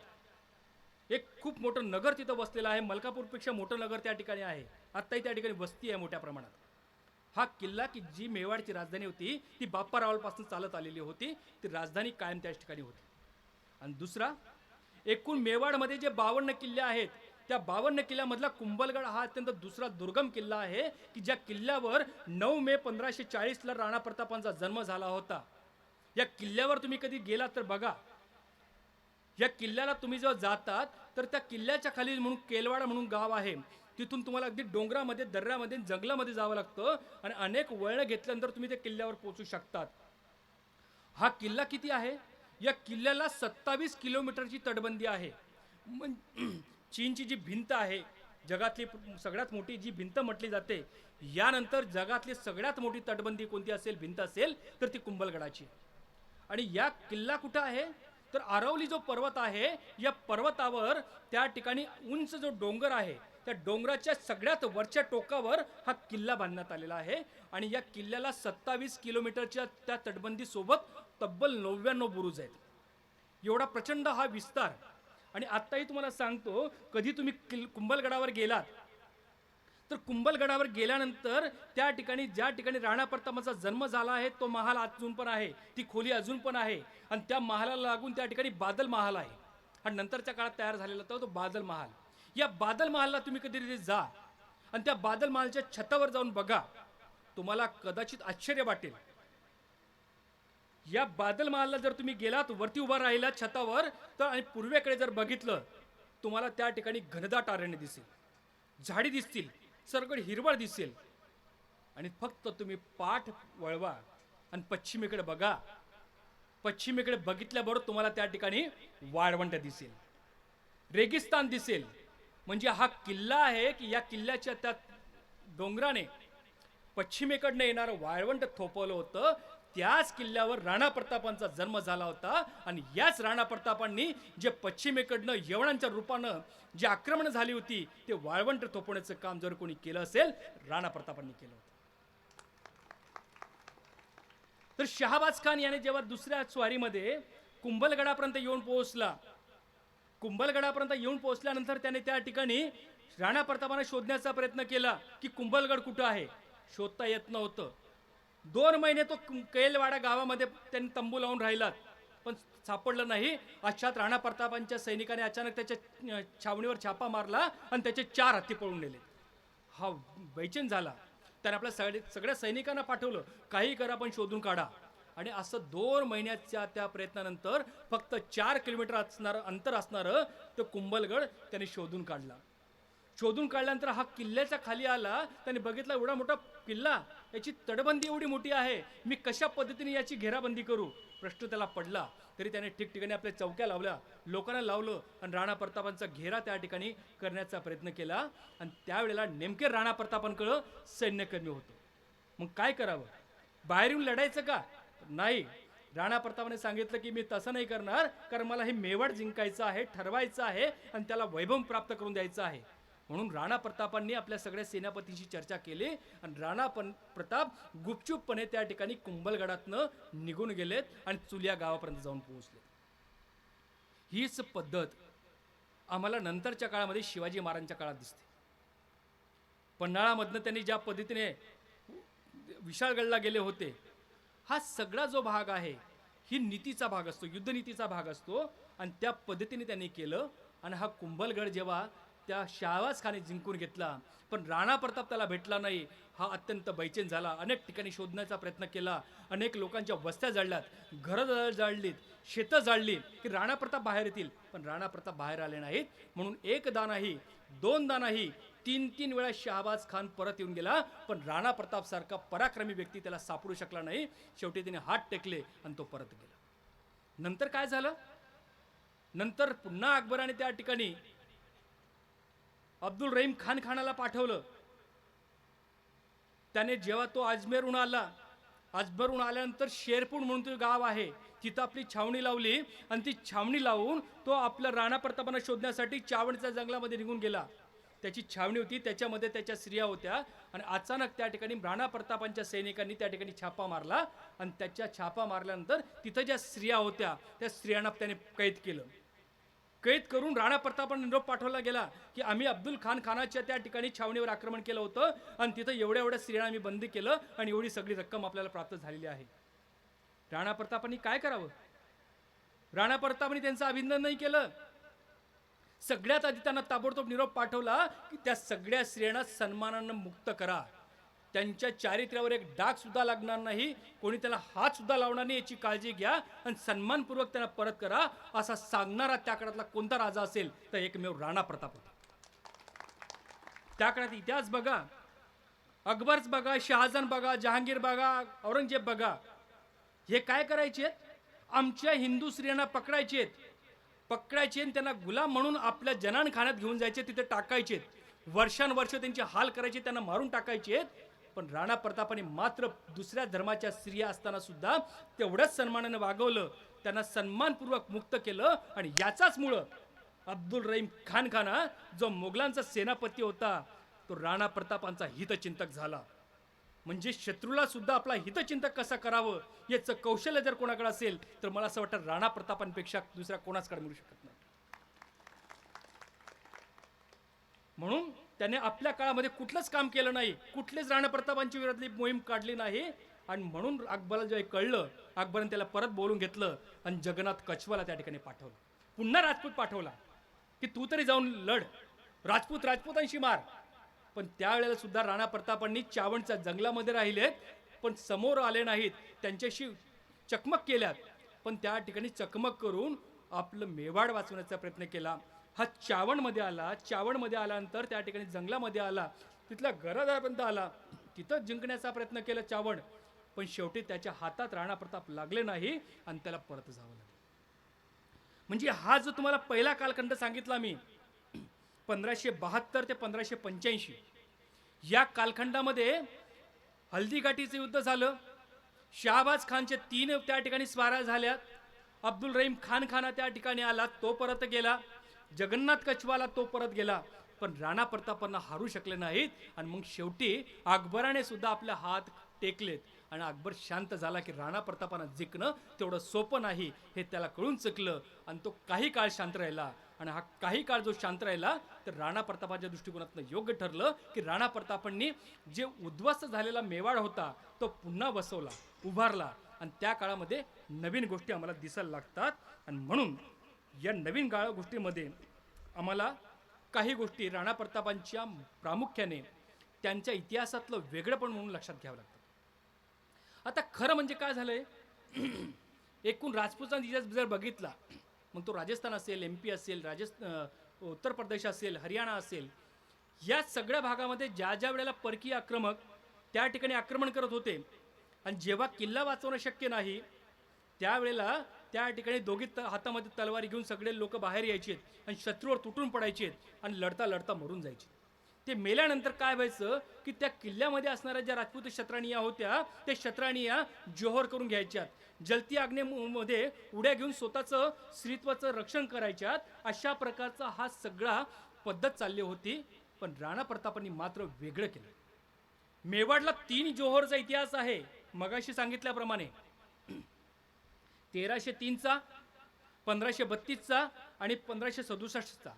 हे 3 इतिहास असताना सुद्धा जेव्हा अकबर सारखा अत्यंत प्रबळ असा सेनापती, असा राजा, असा बादशाह हा चालून आला, तेव्हा राणा प्रतापांनी काय केलं, किल्ल्यात राहिले नाहीत, समोरासमोर आले नाहीत, तर गनिमी काव्याने त्या ठिकाणी युद्ध करण्याचा प्रयत्न केला. आणि एवढंच नाही केलं तर 3 वेळा नाही तर 5 वेळा त्या लोकांशी लढल्यावर सुद्धा, ज्यांना 3 जोहरचा इतिहास आहे, पण राणा प्रतापांच्या काळामध्ये एकही जोहर होऊ दिला नाही आणि एकही स्त्रीला त्या ठिकाणी बळी जाऊ दिलं नाही. हे राणा प्रतापांचं वेगळं आहे. माझी माता जशी माझी महत्वाची आहे, माझी पत्नी अजबदे पवार, राणा प्रतापांच्या प्रमुख पत्नीचं नाव काय होतं, अजबदे पवार, या बिजोलियाच्या होत्या. या बाईनं सातत्याने राणा प्रतापांच्या पाठीशी उभी राहिली. आजचं काळ आपण बघतो, कुठे जायचं असलं तर बायको म्हणते घरात या, घरात बसा, इकडे जाऊ नका, तिकडे जाऊ नका, मी सांगते तसंच करा. अशा पद्धतीचा आजचा काळ आहे. पण त्या काळामध्ये राणा प्रतापांना परकीय शत्रूशी लढण्यासाठी प्रेरणा कोणी दिली तर ती अजबदे पवारांनी दिली होती. मोगलांचं आधिपत्य स्वीकारून आपण शांतपणे मनसबदार म्हणून एखादा राजमहालात राहू, ऐश्वर्य करू, असं अजबदे पवारला वाटू शकलं असतं. पण तिने सांगितलं की नाही, हा मेवाडचा इतिहास आहे, हा राणा सांगांचा इतिहास आहे, हा राणा कुंभांचा इतिहास आहे की जे स्वातंत्र्यासाठी लढले, सार्वभौमत्वासाठी लढले. तुम्ही सुद्धा लढा, तुमच्यासाठी वाटेल ते त्याग करायला मी तयार आहे, वाटेल ते कष्ट घ्यायला मी तयार आहे. ही सांगणारी राणी जर कोणती असेल ती अजित पवार होती. आणि म्हणून राणा प्रताप मोठे होऊ शकले ती याच्यासाठी. माणूस बाहेर लढतो हो, पण घरात काय, घरात बराचदा तो एक कमकुवत पडतो. पण घरात कमकुवत न करता त्यांना पाठबळ देण्याचं काम जर कोणी केलं असेल तर ते अजबदेव पवारांनी केलं होतं. म्हणून राणा प्रतापांच्या यशामध्ये महत्वाचा वाटा हा अजबदेव पवारांचा आहे. म्हणून राणा प्रतापांनी 3-3 जोहर असताना सुद्धा कधीही त्या ठिकाणी जोहर केलं नाहीत. दुसरी गोष्ट, त्या काळातली जी पद्धत होती केसरिया बाणा. केसरिया बाणा म्हणजे काय की आता अंतिम युद्धाला लढायचं आहे, त्यावेळेला सगळे लोक त्या ठिकाणी बाहेर पडायचे, दोघे हातात तलवार घ्यायचे आणि खाली उतरताना त्या ठिकाणी त्यांना दूध दिले जायचं, पाणी दिले जायचं. ते पाणी प्राशन करायचे आणि देहभान लढून लढायचे. पाणी कशाचं राहायचं ते आपण इतिहासाचे विद्यार्थी म्हणून कधी विचार करा. ते एक प्रकारचं अफीम राहायचं. अफीम घेतल्यानंतर तुमचं देहभान तुम्हाला हरपतंय, दोघे हातात तलवार घ्यायचे आहेत आणि जो समोर येईल शत्रू त्याला कापा सुटायचं आहे आणि शेवटला लढता लढता बलिदान द्यायचं आहे, हे सांगणार ते पाणी होतं. आणि ते पिऊन त्या पद्धतीने लढायचे. राणा प्रतापांनी तसं केलं का? हल्दी घाटीच्या युद्धामध्ये कधी केसरी बाणा त्यांनी वापरला नाही. चावणच्या युद्धामध्ये केसरी बाणा वापरला नाही. किंबहुना त्यांच्या काळामध्ये जे महत्त्वाचे युद्ध झाले ते तुम्हाला सांगणार आहे, ते दिवरचे युद्ध, त्याच्यातही त्यांनी केसरी बाणा वापरला नाही. आपल्या लोकांना संपू दिलं नाही, त्यांना जपून ठेवण्याचं काम राणा प्रतापांनी केलं होतं. राणा प्रतापांनी आपल्या काळामध्ये एकूण 52 युद्ध केली होती. कोणता काळखंड तर 1572 पासून तर 1597 पर्यंत या एकूण कालखंडामध्ये जर बघितला 25-26 वर्षाच्या कालखंडामध्ये, तर त्या ठिकाणी त्यांनी एकूण 52 युद्ध केली होती. आणि या 52 युद्धामधलं हल्दीघाटीचं युद्ध त्यांचं अत्यंत प्रेमळ, अत्यंत महत्त्वाचं युद्ध म्हणून ओळखलं जातं, विख्यात युद्ध म्हटलं ओळखलं जातं. पण त्याच्या पलीकडं त्यांच्या काळातलं एक महत्त्वाचं युद्ध होतं, ते म्हणजे दिवेरचं. दुर्दैवानं या दिवेरच्या युद्धाबद्दलची माहितीच आमच्यापर्यंत पोहोचली नाही, आमच्यापर्यंत पोहोचू दिलं नाही. त्याचं कारण असं की ज्या ज्या युद्धामध्ये राजपूत जिंकलेले होते, ज्या ज्या युद्धामध्ये हिंदू जिंकलेले होते, त्या त्या युद्धामध्ये या मोगल इतिहासकारांनी त्या युद्धांचा उल्लेखच केला नाही. आणि उल्लेखच केला नसल्यामुळं ते युद्ध समोर येऊच दिले नाहीत. आणि आम्हाला फक्त तुम्ही पराभूतांचा इतिहास शिका अशा पद्धतीने आम्हाला शिकवला गेला. आम्हाला अकबर महान होता हे शिकवलं गेलं, पण राणा प्रताप महान होते, शिवाजी महाराज महान होते हे शिकवलं गेलं नाही. ही आमची पद्धत आहे, याला दूर करण्याचं काम आम्हाला करावं लागेल. माझं जे पुस्तक आलेलं आहे त्याच्यात मी म्हटलेलं आहे की काही इतिहास युद्धामध्ये आम्ही हारलो असतील, पण आम्ही का हारलो त्याची मीमांसा झाली पाहिजे. आम्ही प्राणपणाने, आम्ही धर्मनिष्ठपणाने वागलो, आम्ही धर्मपणाने लढलो, आम्ही जे नियम आहे ते नियम पाळून लढलो. पण तुम्ही दगाबाजी केली, तुम्ही विश्वासघात केला. म्हणून ते सगळ्या युद्धांचं मी त्या ठिकाणी विश्लेषण केलेलं आहे. किंबहुना मग गागरोनचं युद्ध असेल, बंडोलीचं युद्ध असेल, अशी अनेक युद्ध आहेत की त्या युद्धामध्ये आम्ही जिंकलो होतो, पण ते आम्हाला युद्ध समोर येऊच दिले नाहीत. बयानाचे युद्ध असेल, तसंच हे दिवेरचे युद्ध आहे. हे दिवेर कुठं आलं हो? तर दिवेर हे जे आहे तर उदयपारपासून अजमेरला जाताना जो आता हायवे आहे त्या ठिकाणी जी अरवली पहाड आहे, या पहाडीमध्ये दिवेर नावाचं छोटंसं गाव आहे. आणि या छोट्याशा गावाला लागून ज्या काही त्या ठिकाणी मोठमोठ्या टेकड्या आहेत अरवली पर्वताच्या, त्याच्यामध्ये जो एक मोठा दर्रा आहे, खाई आहे, त्याला दिवेर की खाई असं म्हटलं जातं. आणि त्या ठिकाणी हे युद्ध लढलं गेलं होतं.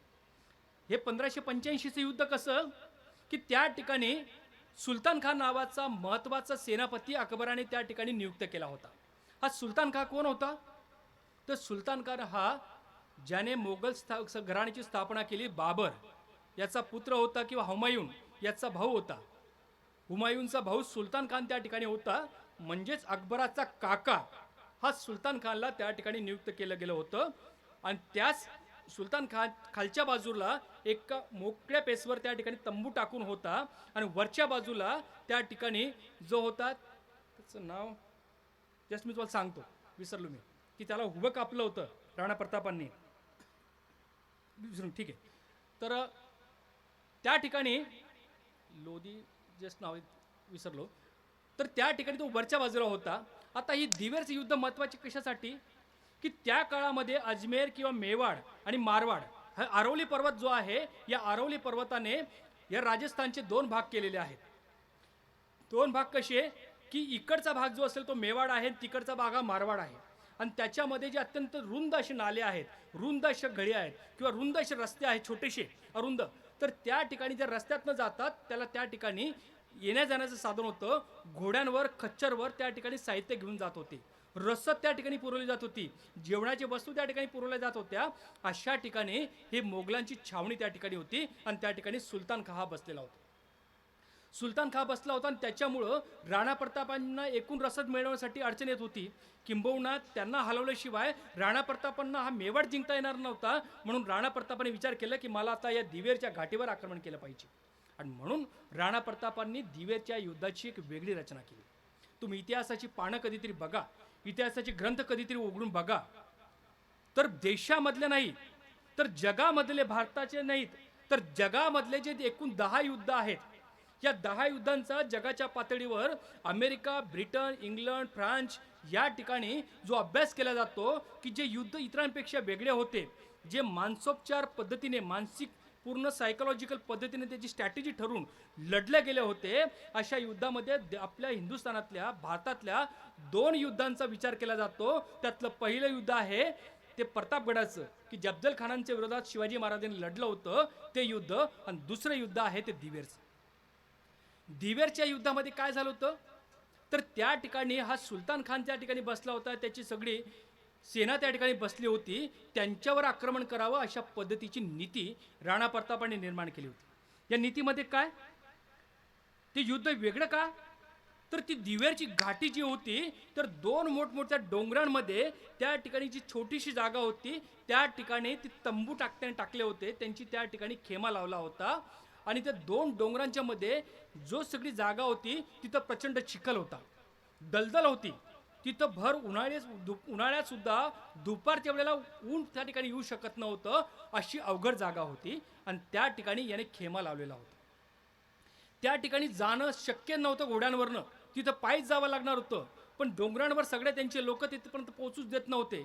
मोठमोठे सर्प त्या ठिकाणी होते, मोठमोठे वाघ सिंह त्या ठिकाणी होते. आणि अशा ठिकाणी याने खेमा लावला होता आणि तो खेमा उद्ध्वस्त करायचा. म्हणून राणा प्रतापाने त्या ठिकाणी तो निर्णय घेतला आणि आपल्या सगळ्या सरदारांची मीटिंग बोलवली.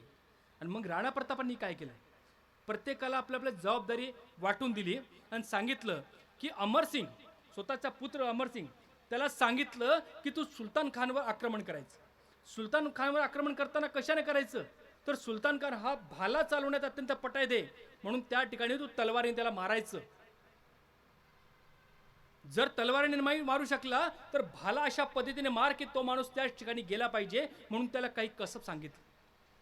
जो इब्राहिम लोधी जो होता वरच्या बाजूला, तो तलवार चालवण्यात अत्यंत पटायत होता, तर त्याचा मुकाबला मी करेल अशा पद्धतीने सांगितलं. आणि स्वतःचा जो प्रधानमंत्री होता भामाशाह, त्याला सांगितलं की तो अमरसिंगांचं लक्ष ठेवायचं आणि अमरसिंगांच्या मध्ये त्याला पळायला जायचं, योग्य ती सगळी व्यवस्था करायची. अशा प्रकारे भामाशाहला जबाबदाऱ्या वाटल्यात, अमरसिंगाला जबाबदाऱ्या वाटल्या आणि एक महत्त्वाची जबाबदारी आपल्याकडे घेतली.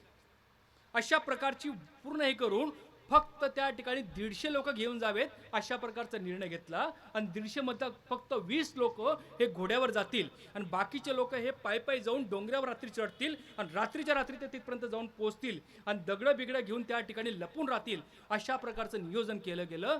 आणि ज्या दिवशी आमच्याकडं अष्टमीची पूजा झाली, अष्टमीची पूजा झाल्याबरोबर हे सगळे लोक त्या ठिकाणी मातेला वंदन केलं की माता, आता आम्हाला एक नवीन वैभव प्राप्त करून दे, या मेवाडच्या इतिहासामध्ये हे स्वतंत्राचं युग पुन्हा येऊ दे. अशा प्रकारचे मातेसमोर त्यांनी विनवणी केली, त्या प्रार्थना केली. आणि रात्रीच्या रात्री हे लोक त्या ठिकाणी बाहेर पडलेत. बाहेर पडल्यानंतर ते डोंगरांवर चढलेत. डोंगरांवर चढून त्या ठिकाणी त्या सुलतान खानच्या त्या छावणीपर्यंत जाऊन पोहोचलेत रात्रीच्या रात्री. आणि तिथं सकाळ होईपर्यंत सगळे लोक गाढ झोपेत असतील हे त्यांना माहीत होतं, हे त्यांना माहीत होतं. आणि म्हणून त्या ठिकाणी जेव्हा लक्षात आलं की हे लोक झोपलेले आहेत, अशामध्ये सकाळी बरोबर 6-7 वाजता राणा प्रताप आपल्या 20 घोडेस्वारांसर त्या ठिकाणी आलेत. आणि काय झालं की त्या ठिकाणी आल्याबरोबर जे सगळे सैनिक होते त्यांनी बघितलं की आता 9:30-10 झालेत, हे लोक झोपेत आहेत. म्हणून त्यांनी मोठमोठे दगड घेतले आणि त्यांच्या छावणीवर मारण्याचा प्रयत्न केला. आणि धाड धाड धाड धाड आवाज झाला. आवाज झाल्याबरोबर हे जे गाढ झोपेत सगळे सैनिक होते हे उठून पळायला लागले. हे पडायला लागले आणि त्यांना असं वाटलं की भूकंप आला, भागो भूकंप आया, भागो भूकंप आया, अशा प्रकारे त्यांना वाटलं आणि पळायला लागले. हा जो होता सुलतान खान, हा सुलतान खान जो होता, हा सुलतान खान सुद्धा त्या ठिकाणी आपल्या तंबूमध्ये झोपला होता. त्याला जेव्हा कळलं की काहीतरी विचित्र घडतं आहे, तो उठून बाहेर आला. तो उठून बाहेर आला आणि त्याला कळलं की या ठिकाणी मेवाडी सैनिकांनी आपल्यावर आक्रमण केलेलं आहे. त्याने ताबडतोब आपल्या सैनिकांना सांगितलं की हत्ती तयार करा. तो हत्ती तयार करणार तोपर्यंत मेवाडचे सैनिक पुढे गेलेत आणि त्यांनी अशा पद्धतीने तलवार मारली की त्या ठिकाणी हत्तीचे पुढचे दोघं पाय कापले गेले आणि हा जो हत्तीवर स्वार झाला होता तो धाडकनी खाली पडला. तो धाडकनी खाली पडला आणि हत्ती पुन्हा किंचाळत उभा राहिला. तोपर्यंत राणा प्रतापने आपला हातातला भाला होता, तो हा भाला जो मारून फेकला तो सरळ त्या हत्तीच्या गंडस्थळात गेला आणि गंडस्थळावर गेल्याबरोबर हत्ती धाडकनी खाली पडला. हत्ती धाडकनी खाली पडल्याबरोबर हा सुलतान खान उभा राहिला. सुलतान खानने बाजूचा घोडा घेतला, त्याच्यावर स्वार होऊन तो समोर आला आणि त्याने बघितलं की समोर अमरसिंग आहेत. अमरसिंगांच्या दिशेनं त्याने आपला भाला मारून फेकला, पण अमरसिंग सावध होता.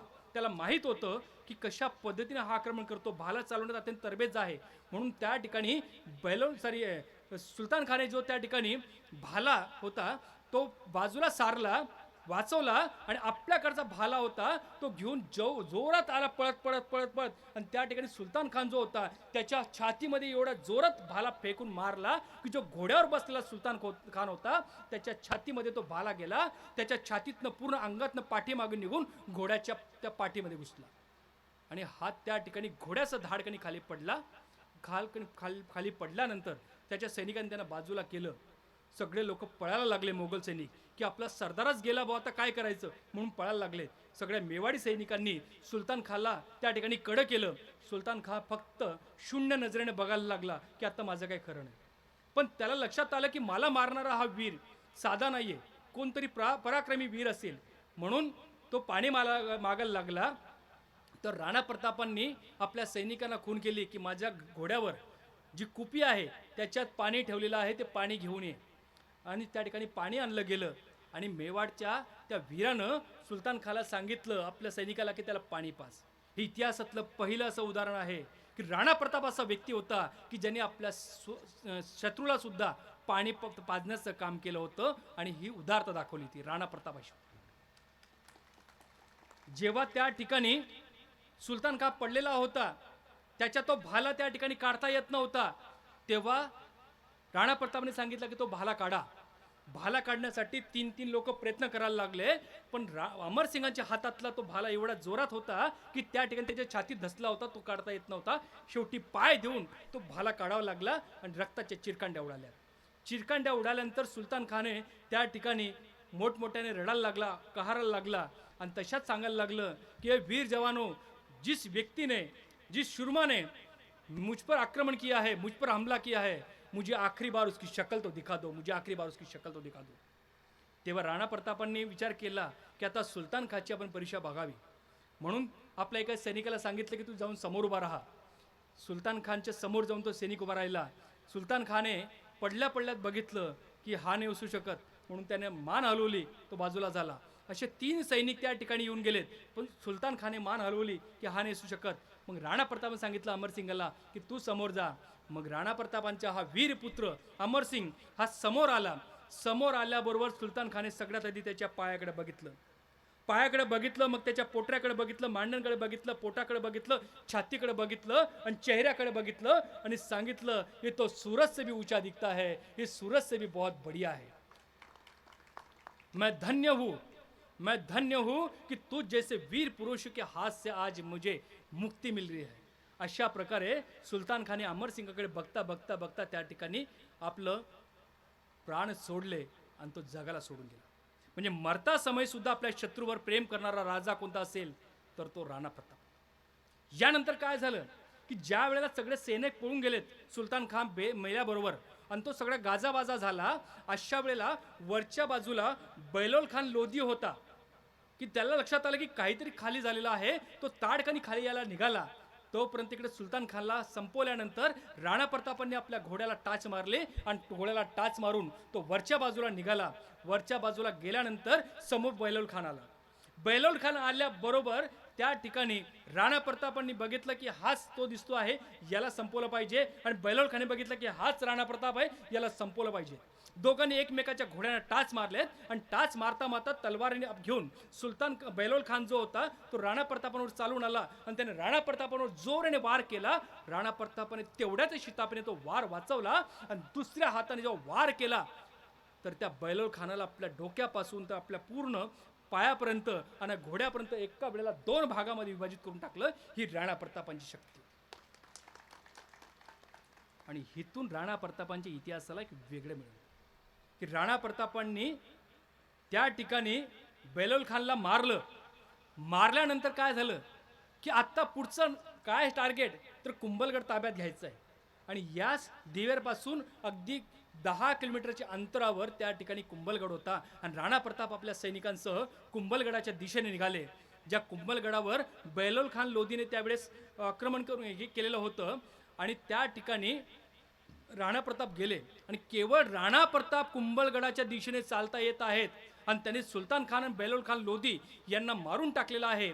हे जेव्हा किल्ल्यावर असणाऱ्या शहाबाज खानच्या त्या सगळ्या सैनिकांना कळलं की ज्या शहाबाज खानने 3 आक्रमण केली होती, दुसऱ्या आक्रमणामध्ये राणा प्रताप निघून गेल्यानंतर कुंभलगड ताब्यात घेतलं होतं, त्या शहाबाज खानच्या सैनिकांनी राणा प्रताप येत आहेत असं म्हटल्याबरोबर किल्ल्यावर धूम ठोकली आणि राणा प्रताप सरळ चालत चालत चालत घोड्यावर आपल्या त्या किल्ल्यापर्यंत पोहोचलेत. एकही तलवारीचा वार त्यांना करावा लागला नाही, एकही भाल्याचा वार त्यांनी करावा लागला नाही. म्हणून इतिहासातलं एकमेव उदाहरण आहे की कोणत्याही तलवारीचा किंवा कोणत्याही भाल्याचा वार न करता जर कोणता दुर्ग कोणत्या राजाने जिंकला असेल तर ते राणा प्रताप होते आणि ते कुंभलगड होते.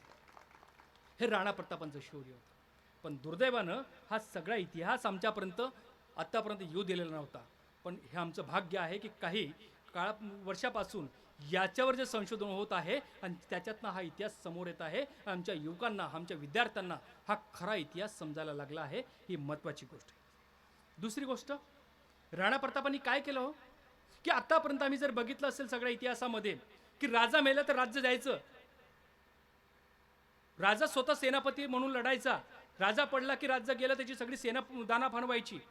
पण राणा प्रतापांनी तसं नाही केलं. राणा प्रतापांनी पर्यायी नेतृत्व केलं, पर्यायी बहुआयामी नेतृत्व उभं केलं की ज्या वेळेला अकबराने आक्रमण केलं होतं त्यावेळेला राणा प्रताप जरी हल्दीघाटी युद्धामध्ये लढले तरी त्यांनी त्या ठिकाणी हकीम का सूरला त्या ठिकाणी दिलं होतं. कुंभलगड सोडावा लागला तर रावत भान सोनगरा याला त्या ठिकाणी कुंभलगडची जबाबदारी दिली होती. ज्यावेळेस सुलतान खानवर आक्रमण केलं त्यावेळेला त्यांनी अमरसिंगांना पुढं केलं.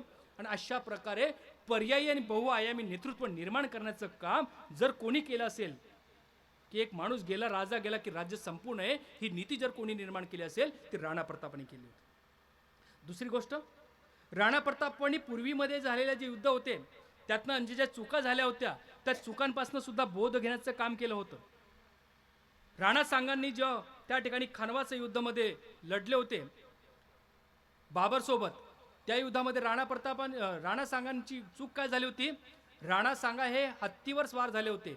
त्या काळामध्ये हत्तीवर स्वार होण्याचं कारण काय असतं की हा राजा आहे दर्शत यावं, किंबहुना हत्तीवर उभं राहिल्यानंतर आपल्या शत्रूची सेना कुठं आहे, कुठून ते आक्रमण करतायत हे लक्षात यावं, त्या पद्धतीने आपल्या सैनिकांना त्या ठिकाणी निर्देश द्यावेत म्हणून राजा त्या ठिकाणी स्वार होत होता. आणि राजाच आपल्याला बघतो आहे हे बघून सगळे सैनिक मनापासून लढत होते. पण दुर्दैव काय व्हायचं की जी मोगलांची सेना आली होती, परकीयांची सेना जी आली होती, ही सेना काय करायची, त्या ठिकाणी बाणांनी आक्रमण करायची आणि बाणांनी त्या ठिकाणी त्या राजाला घायल करायची. आणि तसंच झालं होतं. 1527ला खानवाच्या युद्धामध्ये बाबरच्या सेनेने राणा सांगावर त्या ठिकाणी बाणांनी हल्ला केला आणि एक बाण लागून त्या ठिकाणी राणा सांगा मूर्छित पडलेत. आणि मूर्छित पडल्यामुळं त्यांना त्या रणांगणातून बाहेर घेऊन जावं लागलं आणि त्याच्यामुळं पराक्रम किंवा प्रतिकार हा कमी पडला आणि राणा सांगा हारले. आणि म्हणून खानवाचं युद्ध आम्ही हारलो, ही त्याची विशेषता आहे. पण राणा सांगांच्या या हरण्यामुळं राणा प्रतापांनी बोध घेतला आणि राणा प्रताप आपल्या काळामध्ये कधीही हत्तीवर स्वार झाले नाहीत. फक्त घोडा किंवा पायी या दोनच गोष्टी त्यांनी केल्या होत्या. म्हणून मागील चुकातून राणा प्रतापांनी बोध घेतला. दुसरी गोष्ट, फक्त ढाल आणि तलवार आणि भाला हेच पुरेसं नाही, हे सुद्धा गोष्टी राणा प्रतापांनी बघितल्या होत्या. म्हणून त्यांनी आपल्या काळामध्ये तोफा निर्मितीवर भर दिला होता. किंबहुना त्या काळामध्ये बंदुका सुद्धा त्यांनी मिळवण्याचा प्रयत्न केला होता. म्हणजे राणा प्रताप परंपरावादी नव्हते, तर सुधारणावादी होते. आधुनिकीकरण त्यांनी आत्मसात केलं होतं. ही नवीन गोष्ट सुद्धा आम्हाला लक्षात घ्यावी लागते. दुसरी गोष्ट, राणा प्रतापाने जे 52 युद्ध केलेत, या 52 युद्धांचा जर विचार केला तर तुम्हाला लक्षात येईल की राणा प्रतापांनी पहिल्या युद्धामध्ये जी युद्धनीती वापरली होती ती पुन्हा दुसऱ्यामध्ये वापरली नाही, दुसऱ्यामध्ये वापरली ती तिसऱ्यामध्ये वापरली नाही. म्हणजे प्रत्येक वेळा नवीन युद्धनीती त्यांनी निर्माण केली होती. हे राणा प्रतापांचं वैशिष्ट्य होतं. दुसरी गोष्ट, राणा प्रताप अनेक गुहेमध्ये राहिले होते. मी स्वतः अनेक गुहेमध्ये जाऊन बघून आलो आहे. एक मायराची गुहा म्हणून जी आहे की ती उदयपूरपासून गोगुंदा म्हणून जे गाव आहे ते 22 किलोमीटर अंतरावर आहे. आणि या 22 किलोमीटरपासून 7 किलोमीटर अंतरावर एका दुर्गम भागामध्ये मायरा की गुफा आहे. मी जेव्हा गेलो 5-6 वर्षापूर्वी त्या ठिकाणी, आत्ताही तिथं घनदाट जंगल आहे. तिथं कोणी जायला घाबरतात. अशा ठिकाणी मी तिथं गेलो. मी एका गोगुंद्याच्या एका माणसाला घेतलं. त्याला सांगितलं की माझ्याकडे काही गाडी नाही बाबा, तूच गाडी घेऊन मला तिथपर्यंत पोहोचव. त्याने त्याची रिक्षा काढली, त्या रिक्षाने मला घेऊन गेला आणि 4 किलोमीटर आम्ही गेलो. 4 किलोमीटर गेल्यानंतर त्याने आपली रिक्षा तिथं लावून दिली आणि तो म्हटलं की सर जी, अभी यहाँ से हम लोगों को पैदल ही जाना पडेगा. असं म्हणून त्याने पायी जायला सुरुवात केली. मी त्याच्या मागे गेलो. तो पुढे गेला आणि त्याने झाडामधनं 2 मोठमोठे लाकडं तोडलेत, दंडुके तोडलेत आणि घेऊन आला. आणि त्याने सांगितलं सर एक आपके हाथ में रखो, एक मेरे पास रखता हूँ. मैंने सांगितलं का? तो बोले यहाँ पे बहुत सारे बिबटे हैं, बहुत सारे बोले जंगली जानवर है, आप हम पर कभी भी हमला कर सकते हैं, ये बचने के लिए आप ये रखिए और बजाते चलिए. अशा पद्धतीने आम्हाला सांगितलं. मला भीती वाटली की आपण जंगलामध्ये चाललो आहेत.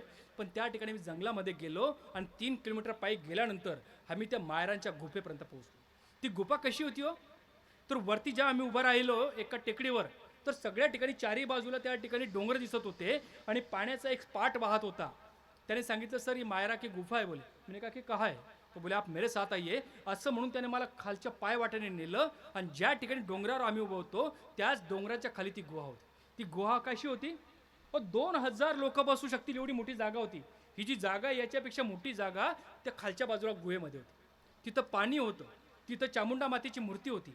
आणि अशा पद्धतीने ती सगळी गुहा दाखवली आणि त्या गुहेच्या समोरच्या बाजूला पाणी पडत होतं. आणि ते पाणी पडत असल्यामुळं समोरून असं वाटतं की झरणा आहे आणि धबधबा आहे आणि त्याच्या पाठीमागे ती गुहा होती. म्हणजे समोरून तुम्हाला गुहेमध्ये कोण आहे काही दिसू शकत नव्हतं, पण गुहेमधला जो माणूस आहे तो समोर कोण आहे ते बघू शकत होता. ही नीती राणा प्रतापांनी केली होती. आणि म्हणून ज्या वेळेला शहाबाज खानच्या काळामध्ये त्यांचे सैनिक ठिकठिकाणी होते, त्या ठिकाणी त्यांनी स्वतःला वाचवण्याचा प्रयत्न केला, मेवाडच्या सैनिकांना वाचवण्याचा प्रयत्न केला. आणि एका गुहेतनं 3 महिने राणा प्रताप बाहेर येऊ शकले नव्हते. विचार करा, आम्ही 3 तास एका ठिकाणी बसू शकत नाही, तो माणूस 3 महिने तिथं राहिला. हे वेगळेपण राणा प्रतापांचं. दुसरी गोष्ट, राणा प्रतापांनी 1585लाच चावंड नावाचं जो एक नवीन प्रदेश होता मेवाडामधला त्याची निर्मिती केली होती. आता चावंड म्हणजे काय हो? तर चावंड असं डोंगराळ भाग होता की इकडून गुजरात जवळ आणि तिकडून मेवाडचा खालचा दक्षिणेचा भाग उदयपूरपासून खाली जात येतो. समजा त्या ठिकाणी घनदाट जंगल होतं, जावरची गुफा होती, काही डोंगराळ भाग होते, जंगल होतं की सहजपणे आम्हाला सुरक्षा घेता येईल म्हणून त्या पद्धतीने राणा प्रतापांनी चावंडची ती भूमी निवडली होती आणि तिथं महाल बांधली होती. आता महाल बांधताना काय केलं? राजा आहे म्हणून मोठे महाल बांधलेत का? तर नाही. कधीतरी तुम्ही जावंडला जाऊन बघा. मी सगळ्यांना विनंती करेल की कधीतरी आयुष्यामध्ये एकदा तुम्ही शेगावला जातात, कधी पंढरपूरला जातात, कधी तिरुपतीला जातात, ठीक आहे ते केलं पाहिजे. पण कधीतरी एकदा चित्तोडगडावर जा, कधीतरी एकदा तुम्ही त्या ठिकाणी कुंभलगडावर जा, कधीतरी एकदा चावंडला जा, कधीतरी एकदा गोविंदला जा आणि तिथली माती घ्या, आपल्या कपाळाला लागा. तुमच्या आयुष्याचं कल्याण होऊ शकतं. चावंडच्या भूमीत राणा प्रतापांनी काय केलं? चावंडच्या भूमीवर राणा प्रतापांनी जे केलं होतं ते वेगळं होतं की राजा, सर्वसामान्य राजा कसा असतो, साधारण राजा कसा असतो याचं ज्वलंत उदाहरण कुठं असेल तर ते चावंडमध्ये दिसतं. काय केलं? चावंडमध्ये राणा प्रतापांनी जे एक मोठा डोंगर होता त्या डोंगरावर घरं बांधलीत. घरं म्हणतोय, राजा असून घरं बांधलीत. 10x12, 10x15ची ती घरं, साधी कौलारू घरं. त्याच्यात राणा प्रताप आणि त्याचं कुटुंब राहत होतं.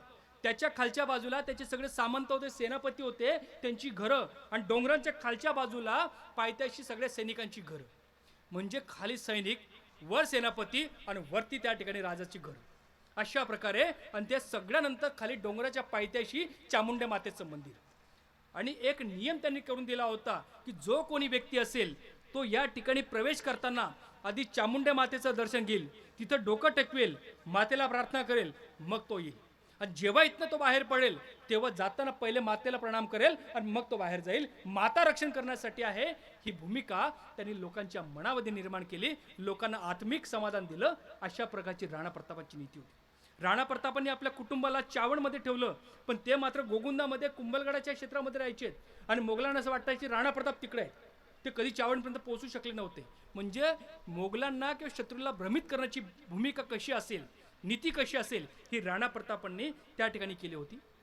दुसरी गोष्ट, राणा प्रतापांनी भावबंदकीतलं जे युद्ध असतं, भावबंदकीचा वाद असतो, तो सुद्धा टाळण्याचा प्रयत्न केला होता. कसा? तर ज्या वेळेला राणा प्रताप गादीवर बसले तेव्हा जगमाल हा जो गादीवर बसवला होता त्याला उतरवलं आणि त्याला राणा प्रतापाने त्या ठिकाणी बसवलं. मग हा जगमाल नाराज होऊन अकबराकडे गेला आणि अकबराने त्याला जहाजपूरची जहागीर दिली. ही जहाजपूर कुठं आलं? तर मेवाडपासून अगदी हाकेच्या अंतरावर जवळच होतो, मेवाडला लागूनच. अगदी आपल्या बाहेरच्या सीमेवर आपला भाऊ मोगलांचा सेनापती म्हणून बसलेला आहे आणि तो केव्हाही आपल्यावर आक्रमण करेल ही भीती राणा प्रतापांना वाटत होती. पण राणा प्रतापांनी ती भीती काढून टाकली. आपला भाऊ तिथं बसलाय, आपला शत्रू म्हणून बसलेला आहे, त्याच्यावर आक्रमण केलं पाहिजे, ही रीती जो त्या काळातली होती. पण राणा प्रतापांनी स्वतःचा सावत्र भाऊ असला तरी त्याला प्रेमाने वागवलं, त्याच्या राज्यावर कधी आक्रमण केलं नाही. म्हणून भावबंदकी टाळणारा राजा कोणता असेल तर त्या ठिकाणी आम्हाला राणा प्रतापांचं नाव घेता येतं. दुसरा राणा प्रतापांचा जवळचा भाऊ होता आगर सगर, हे सुद्धा मोगलांना जवळ मिळाले होते. पण राणा प्रतापांनी त्यांच्याबद्दल कधी वाईट केलं नाही, त्यांचा कधी खात्मा केला नाही. किंबहुना राणा प्रतापांना हल्दीघाटीच्या युद्धामध्ये मदत करणारा त्यांचा भाऊ होता शक्तिसिंग. या शक्तिसिंग हा सुद्धा राणा प्रताप गादीवर बसण्यापूर्वी त्यांच्या दोघांमध्ये भांडण झालं आणि भांडण झाल्यामुळे हा मोगलांच्या खेमेमध्ये जाऊन पोहोचला होता. तो शक्तिसिंगाला सुद्धा कधीही वारीत टाकलं नाही.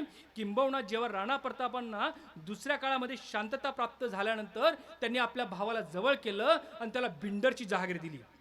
चित्तोडगड आणि उदयपूर यांच्या दरम्यान असणारं भिंडर म्हणून जे गाव आहे तिथली जहागीर त्यांनी राणा प्रतापांनी त्यांना दिली. अशा प्रकारे जर विचार केला तर भावबंदकीचा वाद टाळणारा राजा जर कोणता असेल त्या काळामधला तर तो राणा प्रताप दिसतो. एकीकडे हा मोगलांचा इतिहास आहे की स्वतःच्या भावांना मारलं, त्यांचा खून केला, त्यांचे मुंडके छापले, त्यांना गावभर फिरवलं, धिंड काढली आणि तख्त्यावर बसला. हा सगळा इतिहास असताना राणा प्रतापांनी मात्र आपली भावबंदकी समोर येऊ दिले नाहीत. अशा प्रकारे घरातले वाद शांतपणे मिटवण्याचं काम जर कोणी केलं असेल तर राणा प्रतापांनी केलं होतं. म्हणून राणा प्रताप यासाठी वेगळे दिसतात.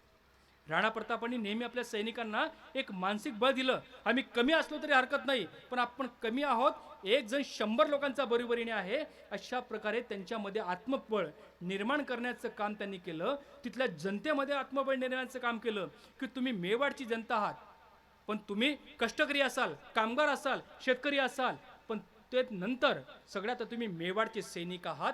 ही भूमिका त्यांनी लोकांच्या मनात निर्माण केली. आणि म्हणून या सगळ्या 24 वर्षाच्या काळामध्ये मेवाडच्या एकही माणसानं राणा प्रतापांची गद्दारी केली नाही.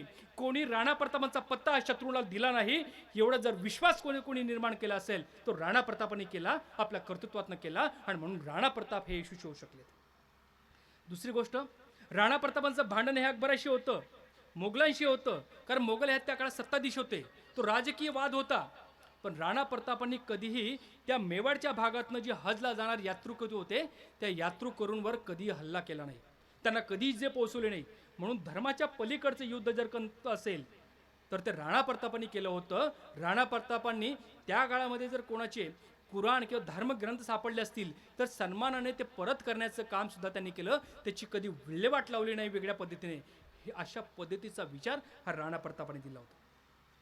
किंबहुना राणा प्रताप स्वतःच्या प्रसिद्धीचे कधी भोगते नव्हते. राणा प्रताप चावडमध्ये असताना त्या ठिकाणी आपण बघतो की अनेक चित्रकार, अनेक साहित्यकार त्या ठिकाणी होते. चक्रपाणी नावाचा त्यांचा एक साहित्यकार त्या ठिकाणी होता. त्याने काही चांगले ग्रंथ लिहिलेत. पण त्या ग्रंथ लिहिताना राणा प्रतापांनी त्याला कधी सांगितलं नाही की माझा ग्रंथ लिह, त्या ग्रंथामध्ये माझ्याबद्दल माहिती लिह, कधी सांगितलं नाही. म्हणून राणा प्रतापांची माहिती त्यांच्या ग्रंथात, त्यांच्या मित्राच्या, त्यांच्या साहित्यिकाच्या ग्रंथात दिसत नाही. अशा प्रकारे प्रसिद्धीपासून लांब असणारे राणा प्रताप होते. किंबहुना राणा प्रतापांकडं निसारदी नावाचा चित्रकार होता. नसरुद्दीन त्याचं नाव होतं, त्याला निसारदी म्हटलं जायचं. हा चित्रकार होता की जो मुस्लिम असून सुद्धा त्याने भागवत धर्मावर त्या ठिकाणी ग्रंथ लिहिले होते, भगवद्गीतेवर ग्रंथ लिहिले होते.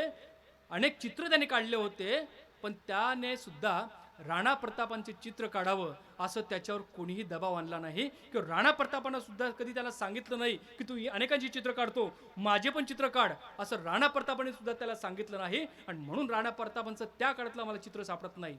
म्हणजे राणा प्रताप प्रसिद्धीपासून किती लांब होते. केवळ कर्तव्य आणि मेवाड स्वातंत्र्य ह्या दोनच गोष्टी त्यांना दिसत होत्या, असं राणा प्रतापांचं व्यक्ती आम्हाला दिसून येतात.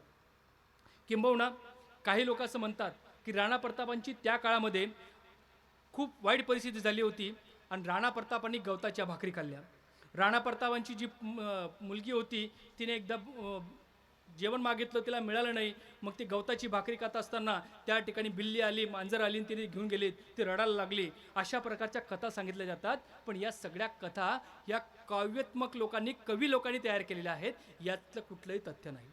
कारण ज्या वेळेला राणा प्रतापांकडं मोठ्या प्रमाणात पैसा होता, पण सातत्याने मोगलांच्या काळामध्ये आक्रमण असल्यामुळं त्यांना नीट स्वयंपाक बसून खाता येत नव्हता. एकदा अशी गोष्ट आली की स्वयंपाक तयार झाला, जेवणारा बसणार तोपर्यंत त्या ठिकाणी फौज झाली मोगलांची, त्यांना पळावं लागलं. ते सगळे भांडे घेऊन पळावं लागलं. सकाळपासून पळता पळता संध्याकाळ झालं, पण त्यांना 2 घास खाता आले नाहीत, अशी परिस्थिती त्यांना होती. याचा अर्थ ते कंगाल होते असं नाही.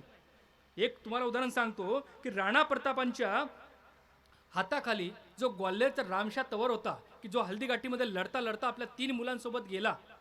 या रामशाह तवरला त्या काळामध्ये राणा प्रतापांकडनं किती पैसा मिळायचा? तर प्रत्येक दिवसासाठी त्याच्या सैन्य खर्चासाठी 800 रुपये त्या काळात दिलं जात होतं.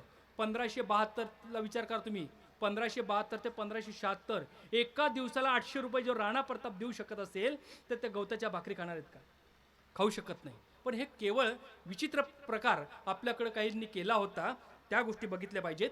राणा प्रतापांच्या सेनेमध्ये स्वतः एक राजा, 3 राव, 7 रावत, अनेक 15,000 घोडेस्वार, 20,000 पायदळ, एवढं सगळं सैन्य होतं.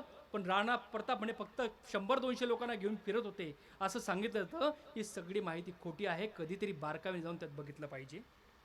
याशिवाय महत्त्वाची गोष्ट, राणा प्रतापांच्या कुटुंबात किती लोक होते? राणा प्रताप, त्यांच्या सावत्र आई, नंतर राणा प्रतापांचे 10-12 सगळ्या स्त्रिया, त्यांची मुलं, असं सगळं जर बघितलं, त्यांचे सगळे सेनापती बघितले, तर राणा प्रतापांच्या कुटुंबामध्ये जवळपास 1000 लोक आहेत. आणि या 1000 लोकांचं दररोजचं जेवण, चहा, नाश्ता, तिथलं सगळे व्यवस्था, ही व्यवस्था करण्यासाठी किती शक्ती खर्च पडत असेल. ही पद्धत त्या काळात होती. पण त्यांनी कधी कष्ट केले नाहीत किंवा तक्रार केली नाही. ही पद्धत म्हणजे एवढे वर्ष हजार लोकांची व्यवस्था करण्याची कसब, कौशल्य जर कोणात असेल तर राणा प्रतापात होती. मालामध्ये ती व्यवस्था होईल, पण जंगलामध्ये, दर्याखोऱ्यामध्ये, गुहेमध्ये व्यवस्था कशा पद्धतीने करायची हे आव्हान असताना राणा प्रतापाने ते घडून आणलं. म्हणून राणा प्रताप हे वेगळे ठरतात. किंबहुना राणा प्रतापांनी नंतरच्या काळामध्ये ज्या डोंगरदऱ्यामध्ये राहिलेत, आरवलीच्या शेतीमध्ये राहिलेत, आणि त्या ठिकाणी राहून त्यांनी ज्या पद्धतीनं तिथं शेती केली, डोंगरांवर शेती केली, ती शेती वेगळी आहे. म्हणजे त्या काळातल्या डोंगरांवरच्या शेतीचा पाया घालणारा राजा कोणता असेल तर तो राणा प्रताप दिसतो. किंबहुना त्या काळामध्ये मेवाडच्या लोकांनी आपल्याकडे येत नाहीत अशा प्रकारची आंबे त्या ठिकाणी फुलवले होते. आत्ताही तुम्ही गोगुंद्यामध्ये जर गेलात तर गोगुंद्यामध्ये जे आंबे आहेत तर ते 1-1 किलोचे आंबे दिसतात. प्रचंड मोठे आंबे, एकाच आंबा आणि तिकडंच राहा, अशा प्रकारची आंब्याची बाग त्या डोंगराळ भागामध्ये फुलवण्याचं काम या लोकांनी केलं होतं. म्हणून राणा प्रताप त्या काळामध्ये यासाठी महत्त्वाचे ठरतात. आणि अशामुळं राणा प्रतापांनी हे सगळं काम केलं. आजच्या काळात काय झालं की आमच्याकडे आम्ही जेव्हा बघतो तर पोपटपंची झालेली आहे. बऱ्याचदा आम्हाला जे काही वाटतं आम्ही ते लिहितो, व्हॉट्सअपला टाकतो आणि पाठवून देतो. राणा प्रतापांची तलवार एवढ्या किलोची होती, राणा प्रतापांचा घोडा एवढा किलोचा होता, राणा प्रतापांचा भाला एवढ्या किलोचा होता, काही पण गोष्टी सांगतात. अहो, जो भाला उचलून मारता येईल आणि तो सरळ जाऊ शकेल एवढ्याच वजनाचा होतो असेल. बरं, आम्ही म्हणतो की 60 किलो का भाला था, 20 किलो की तलवार थी, काही सांगत राहतो. तर मुळात राणा प्रतापांची देहष्टी किती होती तर 8.25 फुटांची देहष्टी होती. त्या काळातले लोक साधारणपणे 7.5 ते 8.5 या दरम्यानची त्यांची देहष्टी असायची. कारण त्यांना सातत्याने तेवढं फिरावं लागायचं, घोड्यावर पळावं लागायचं, डोंगरदरे उतरावं लागायचे. आणि त्या काळामध्ये ती शरीरयष्टी त्या काळात निर्माण झालेली होती. पण नंतरच्या काळामध्ये आमचे सगळ्यांचे कष्ट कमी झाले आणि ही 7.5 फुटाची जी आहे ही आता 5.5 फुटापर्यंत आलेली. म्हणजे आमची उंची कमी झाली. ही शारीरिक उंची कमी झाली, तशी आमची बौद्धिक उंची पण कमी होत चाललेली आहे. म्हणून आम्ही काही बोलायला लागलो आहे. म्हणून आमची बौद्धिक उंची जर वाचवायची असेल, वाढवायची असेल, तर आम्हाला राणा प्रतापांनी जो मार्ग सांगितलेला आहे त्या मार्गावर चालण्याची गरज आहे. म्हणून आपण सगळ्यांनी प्रयत्न करावा असं मला प्रामुख्याने वाटतं. 2 गोष्टी आहेत की राणा प्रताप असतील की त्यांच्यावर मी अनेक ठिकाणी व्याख्यान दिलेले आहे. आमच्या देशातलं एक महत्त्वाचं व्यक्तिमत्व आहे सम्राट पृथ्वीराज चव्हाण.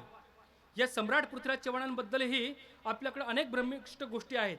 पृथ्वीराज रासो नावाचा जो ग्रंथ चंद्रबरदांनी लिहून ठेवलेला आहे तोच खरा मानतो आणि 4 बास 24 गज 8 अंगुल हे प्रमाण अशा पद्धतीने सांगून आम्ही वाहत चाललो आहे. हे कुठेतरी थांबण्याची गरज आहे. पृथ्वीराज चव्हाणांवर सुद्धा माझा एक ग्रंथ आलेला आहे की जो आता भारतातला ॲथेंटिक ग्रंथ म्हणून मानला जातो. मी स्वतःचं या ठिकाणी बढाई करत नाही, पण तुम्हाला सांगतो महत्त्वाची गोष्ट की पृथ्वीराज नावाचा जो आता पिक्चर येतो आहे ज्याच्यामध्ये अक्षय कुमार भूमिका करतो आहे, या पिक्चरचे जे डायरेक्टर आहे चंद्रप्रकाश द्विवेदी, त्यांचा मला फोन येऊन गेला. माझा ग्रंथाबद्दल त्यांनी खूप चांगल्या पद्धतीने माहिती घेतली. तो ग्रंथ त्यांनी घेतलेला आहे आणि माझ्या ग्रंथांचे काही भाग ते त्या ठिकाणी करणार आहेत. तर आपण त्या ग्रंथांचाही विचार करावा. पृथ्वीराज रासो हा ग्रंथ जो होता, हा ग्रंथ कधीतरी आपण वाचला आणि माझा ग्रंथ वाचला तर आमच्यामध्ये ज्या काही भ्रामक गोष्टी आहेत की आम्ही त्या ठिकाणी जयचंद राठोडांनी मी गद्दार म्हणतो, तर जयचंद राठोड हा कधीच गद्दार नव्हता. हे माझ्या ग्रंथात मी स्पष्ट करण्याचा प्रयत्न केलेला आहे. किंबहुना राणा पृथ्वीराज चव्हाणांचे जे आजोबा होते ते आनंदपाल तोमर होते, दिल्लीचे राजे होते, हे सांगितलं ते आपल्या आजोबांकडे दत्तक गेले होते. या गोष्टी तिथं नाकारण्याचा मी प्रयत्न केलेला आहे. पृथ्वीराज चव्हाणांची राजधानी ही अजमेर होती, दिल्ली नाही. याही गोष्टी त्यात मांडलेल्या आहेत. म्हणून पृथ्वीराज चव्हाण असतील, राणा प्रताप असतील, शिवाजी महाराज असतील किंवा छत्रसाल बुंदेला असतील, की जे छत्रसाल बुंदेलावर पण माझं आता पुस्तक येत आहे की या छत्रसाल बुंदेलाने त्या ठिकाणी बुंदेलखंडातनं महाराष्ट्रात आला. महाराष्ट्रात आल्यानंतर छत्रपती शिवाजी महाराजांची भेट घेतली, त्यांच्यापासून प्रेरणा घेतली, प्रेरणा घेऊन बुंदेलखंडात गेलं आणि त्या ठिकाणी एक स्वतंत्र राज्य निर्माण केलं. एका युवकानं, एका 22 वर्षाच्या युवकानं स्वतःचं राज्य निर्माण करणं आणि त्या ठिकाणी स्वतःचं एक वैभव निर्माण करणं. शिवाजी महाराज नंतर संभाजी महाराज, संभाजी महाराज राजाराम, राजानंतर थेट बाजीराव पेशव्यांपर्यंत हा सगळा प्रवास त्यांनी केला. या लोकांशी संपर्क ठेवले आणि बुंदेलखंडामध्ये एक पुन्हा महाराणा प्रतापांच्या रूपानं एक नाव लौकिक मिळवला. अशा लोकांचा इतिहास आपल्या घरात जायला पाहिजे, आपल्या मुलांपर्यंत जायला पाहिजे, आमच्या कुटुंबापर्यंत जायला पाहिजे, आमच्या माते भगिनीपर्यंत जायला पाहिजे.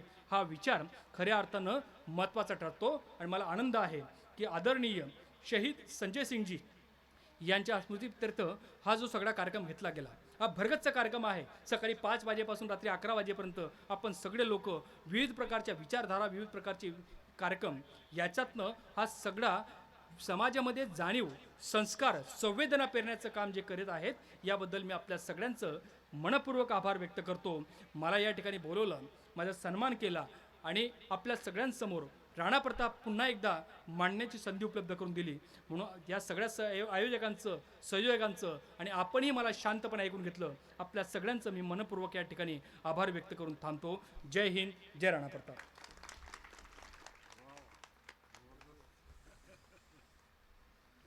धन्यवाद सर. राजपुतांचा इतिहासाचा जो अभ्यास आहे, ऐतिहासिक संदर्भ देऊन आणि सखोल अशा प्रकारचं विश्लेषण करून अभ्यासपूर्ण भाषण देणारी महाराष्ट्रातील एकमेव व्यक्ती म्हणजे डॉक्टर नरसिंह परदेशी. त्यांनी आपल्या या व्याख्यानामध्ये अभ्यासपूर्ण अशा प्रकारचं विश्लेषण केलं, ऐतिहासिक संदर्भ दिले. खरोखर आम्ही या ठिकाणी कृतकृतज्ञ झालो. खूप खूप धन्यवाद सर. सरांना खूप ऐतिहासिक असे जे पुरस्कार गौरव देऊन त्यांना सन्मानित केलेला आहे. त्याच्यामध्ये राणी पद्मिनी पुरस्कार, संत मीराबाई पुरस्कार, क्षत्रिय वैभव पुरस्कार, राजपूत गौरव पुरस्कार आणि राजपूत के इतिहासकार पुरस्कार म्हणजे इत्यादी पुरस्कार देऊन डॉक्टर नरसिंह परदेशी यांना पुरस्कार देऊन सन्मानित करण्यात आलेला आहे. अशी थोर अभ्यासपूर्ण व्यक्ती यांचं मार्गदर्शन, यांचं व्याख्यान आपण या ठिकाणी ऐकलेलं आहे. यानंतर आपल्या कार्यक्रमाचे प्रमुख अतिथी त्यामध्ये चंदनसिंहजी राजपूत, स्टेशन प्रबंधक मलकापूर यांना विनंती करतो की त्यांनी आपलं मनोगत या ठिकाणी व्यक्त करावं.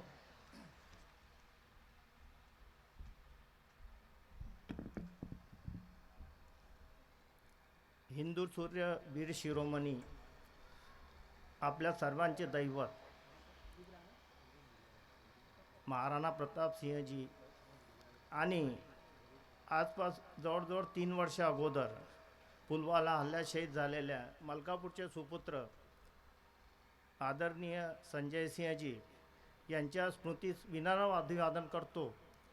तसेच मंचावर उपस्थित आजच्या या व्याख्यानमालेचे अध्यक्ष रमेश सिंहजी राजपूत, प्रमुख अतिथी लेखक इतिहास संशोधक नरसिंहजी परदेशी, उपस्थित मान्यवर आणि समोर उपस्थित समस्त बंधू माता भगिनींनो आणि युवक मित्रांनो, आता आपण आदरणीय नरसिंहजी परदेशी यांनी इतिहासाबद्दल ज्या ज्ञात अज्ञात याच्याशी आपला जो परिचय करून दिला, त्याच्यामध्ये त्यांनी जी आपलं दुःख व्यक्त केलं की आपण आपल्या पिढीवरती आपल्या गौरवशाली इतिहास आपल्या नवीन पिढीपर्यंत पोहोचण्यामध्ये कुठेतरी कमी पडलो आहोत. आपली ही जबाबदारी आहे की आपण आपल्या पिढीला आणि आपल्या सगळं हिंदुस्थानवासियांना आपल्या गौरवशाली इतिहासाची ओळख करून देणं हे आपलं आद्य कर्तव्य आहे. तसेच त्यांनी सांगितलं की इतिहासामध्ये काही गोष्टी त्या सिद्ध होत नाहीत, परंतु माझं वैयक्तिक मत असं आहे की इतिहास जरी लिहिला गेला असला त्याच्यामध्ये म्हणजे 100% सत्यता जरी नसली तरी आपण येणाऱ्या पिढीने त्याचा शब्दाचा अर्थ घेतला असं मला असं वाटतं. आता त्यांनी सांगितलं की महाराणा प्रतापांची तलवार 20 किलोची होती, भाला 3.5 मणाचा होता, जो काही असेल. तर मला वाटतं त्या काळामध्ये जे वस्तूंचं परिमाण होतं ते वस्तू परत बदलत जात होतं. 3.5 किलोचा भाला म्हणजे आपण 40 किलोला 3.5 करून 140 किलो म्हणतो, पण तो त्यावेळेस वस्तूपर्यंत मनाचं परिमाण होतं. त्यावेळेस वांग्य किंवा या उतर वस्तू मोजायचं परिमाण 3.5 किलोचा सुद्धा एक मन होत होता. तर मला वाटतं 12-14 किलोचा भाला असू शकेल, कारण इतिहास जरी खरा लिहिला गेला असला तरी पिढी दर पिढीत्व त्याचा आपण शब्दशः अर्थ घेत गेलो. माझं एक आजचं असं अवलोकन आहे की आजपासून 500 वर्षानंतर जेव्हा केव्हा इतिहास लिहिला जाईल तेव्हा असं लिहिलं जाईल की पूर्वीच्या काळात माणूस पैसे खात होता आणि त्या काळची पिढी त्याचा शब्दचा अर्थ घेऊन की काय पिढी होती, पैसे काही खाण्याची वस्तू होती, पण पैसे खात होता म्हणजे तो भ्रष्ट होता हे सिद्ध इतिहासकाराला आजच्या काळात 500 वर्षानंतर लिहायचं अपेक्षित असेल, पण ती पिढी त्याचा अर्थ घेईल असं मला वाटतं. तर आणि खरं म्हणजे आज आपल्याला आपण शिक्षणाच्या क्षेत्रामध्ये केवळ पुस्तकी ज्ञानापुरते मर्यादित राहिलो आहे. आपल्या संस्कृती आपला इतिहास याचं कुठेतरी आपल्याला अध्ययन आवश्यक आहे. आणि शहीद संजय सिंहजी यांच्या स्मृतिप्रित्यर्थ हा जो एक उपक्रम सर्वांच्या सहकार्याने दीक्षित परिवारातर्फे सुरू करण्यात आलेला आहे तो निरंतर चालू राहो हीच मी या प्रकारची अपेक्षा व्यक्त करतो. मला येथे येऊन तो सन्मान दिला त्याबद्दल मी आयोजकांचे आणि सर्वांचे आभार व्यक्त करतो आणि माझ्या शब्दांना विराम देतो. धन्यवाद.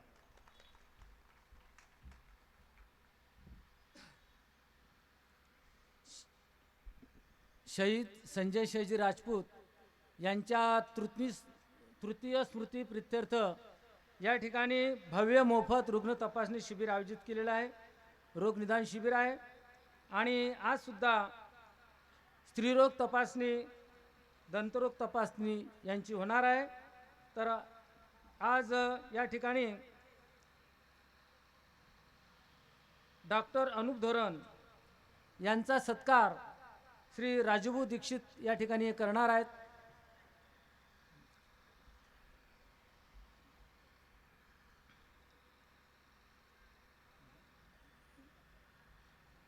सर्व गरजू रुग्णांनी या रोग निदान शिबिराचा लाभ घ्यायचा आहे.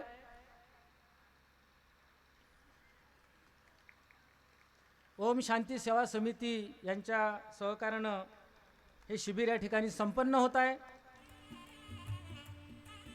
यानंतर डॉक्टर अश्विनी समीर पाटील यांचा सत्कार वीरपत्नी सुषमाताई संजय सिंह राजपूत ह्या करतील अशी मी त्यांना विनंती करतो.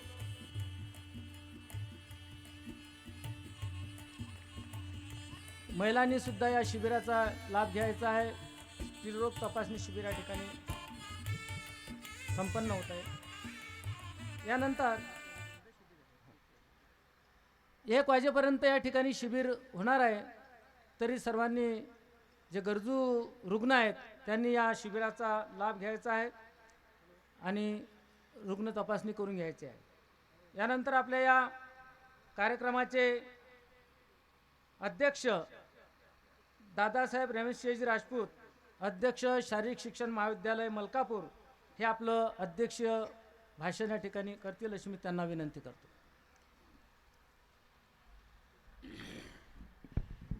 माँ जगदम्ब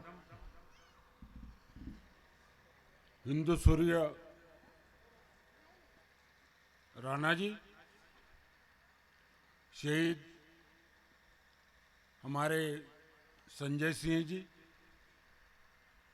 आज के प्रमुख अतिथि डॉक्टर परदेश साहब, सभी मंच पे बैठे आदरणीय, हमारी बेटी वीर पत्नी दीक्षित साहब और सामने बैठे मेरे वीरों, माताएं। भैया बोल रहे थे लोग कम हैं, मैं बोला भैया शेरों के झुंड नहीं हुआ करते, शेर कम ही रहते। जंगलों में देखो, गांव में देखो, कहीं भी देखो, शेरों के कहीं तुमको ऐसे ये बकरियों के झुंड, कहीं डुकरों के झुंड, कई जानवरों के झुंड, मगर शेरों के झुंड तुमने भी नहीं सुने होंगे। मैंने बोला शेर इतने काफी है, ज्यादा हो गए तो वो भी आपस में झगड़ते। मैंने बोला मुझे एक शेर याद आया, परदेश साहब आपके सामने क्या, आप तो बहुत बड़े अभ्यास हुए सभी, हमारे वीर सिंह दादा वगैरह सब कंपनी। नहीं उनके मजार पे आज एक भी दिया, नहीं उनके मजार पे आज एक भी दिया, जिनके खून से जलते थे चिरागे वतन। नहीं उनके मजार पे आज एक भी दिया, जिनके खून से जलते थे चिरागे वतन। और जगमगा रहे हैं मकान उनके, जो बेच रहे हैं हमारे शहीदों के कफन। मेरे प्यारे भाइयों, आपने अभी डॉक्टर परदेश साहब से राणा जी का इतिहास सुना। मुझे एक प्रसंग याद आता है, परदेश साहब जब हल्दी घाटी का युद्ध शुरू होने वाला था तो उनके सेनापति और उनके सरदार आए राणा जी के पास, तो बोल राणा जी ये युद्ध टाला जाए। बोले क्यों भाई? बोले अकबर की फौज 1,20,000 है बोले, और अपनी फौज मुश्किल से 20,000 है बोले, सब भील कोतिल अपने सब अरावली के सब ये वो, क्योंकि राणा जी की फौज में 18 पकड़ जातियां रहती थी, सब राजपूत ही रहते थे, ऐसी बात नहीं थी। तो राणा जी बोले ऐसा क्यों आप में कमजोरी आ गई? तो बोले इतने लोगों से अपन कैसे लड़ेंगे? तो परदेश साहब राणा जी ने जो बोले हैं, बोले देखो 1,00,000 हम, कितने? 1,00,000 हम और 20,000 तुम, कितने हो गए? बोले 1,20,000। तो फिर बोले अपनी बराबरी की फौज होगी ना, हम 1,00,000 को अकेला भारी है बोले, 1,00,000 संग एक लड़ाऊ, नाम गुरु गोविंद सिंह कहलाओ। 1,00,000 को एक राणा भारी है बोले, तू चिंता काहे करता? बोले अभी बताया आपको कि अकबर का एक सेनापति था, उसको राणा ने काटा तो ऐसा घोड़े से 2 टुकड़े कर दिए थे, तो फौज ऑटोमेटिक भाग गई कि अरे ये क्या है ये। इतने बहादुर थे वो राणा जी। वर्ल्ड के इतिहास में एक ही शेर है जिसका चित्र अगर आपने देखे, जो युद्ध से हरदम तैयार रहता है और जो इसके बलदंड बाजू और जिसका चेहरा देखने के बाद आप देखो कोई भी चित्र राणा जी के चित्र के मुकाबले में वर्ल्ड में कोई चित्र नहीं मिलेगा। ऐसे जो राणा जी थे अपने, इनके मैं आपका ज़्यादा समय नहीं लूँगा, मगर इतना है कि बहुत से बातें सीखने जैसी है राणा जी की। जो युद्ध नीति थी उन्होंने बताया अभी भैया ने, उसके बाद छत्रपति शिवराय महाराज ने उनकी युद्ध नीति का वापर करे। ऐसे ही काल तो परत हुए थोड़ा सा, अभी चंदन मैन बताया कि भाई थोड़ा सा चेंज करके अपन ने भी उसमें से सीखना चाहिए। यही मैं आपसे विनती करता हूँ। यहाँ बहुत से प्रोग्राम हैं। आज दीक्षित साहब ने हमें यहाँ बुला के जो सम्मान दिया, मैं इस परिवार का सदैव ऋणी हूँ और विनती करता हूँ जो भी मेरे लायक कार्य हो, ये कभी भी सौंपे, मैं आपके परिवार का ही एक आदमी हूँ समझ के आप मुझे सौंप सकते हो। धन्यवाद। और आप लोगों ने भी दादा का भाषण सुने। परदेश साहब बाहर से आए, जलगांव रहते, तो आपका भी धन्यवाद, परदेश साहब का भी धन्यवाद। जय हिंद, जय राणा।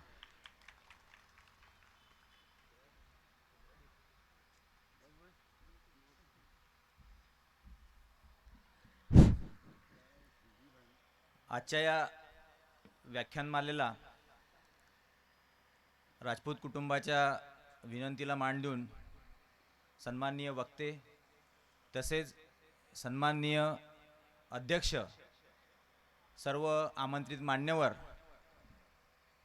त्यांच्या व्यस्त अशा दैनंदिनीमधला वेळ काढून कार्यक्रमाला उपस्थित झाले, त्याबद्दल मी राजपूत परिवाराच्या वतीने त्यांचे आभार मानतो। आपण कोणताही कार्यक्रम जरी असला तरी जोपर्यंत मंडप पूर्ण भरलेला दिसत नाही तोपर्यंत पूर्ण कार्यक्रमाला शोभा येत नाही। तर आपण सर्व व्यासंगी व्यक्तिमत्व या ठिकाणी या व्याख्यानमालेला आपली उपस्थिती झाली, याबद्दल मी सर्व श्रोत्यांचे राजपूत परिवारांच्या वतीनं आभार मानतो। ही व्याख्यानमाला यशस्वी करण्यामागे ज्या सर्वांचे प्रत्यक्ष आणि अप्रत्यक्षरित्या सहकार्य लाभले त्या सर्वांचे सुद्धा मी आभार व्यक्त करतो।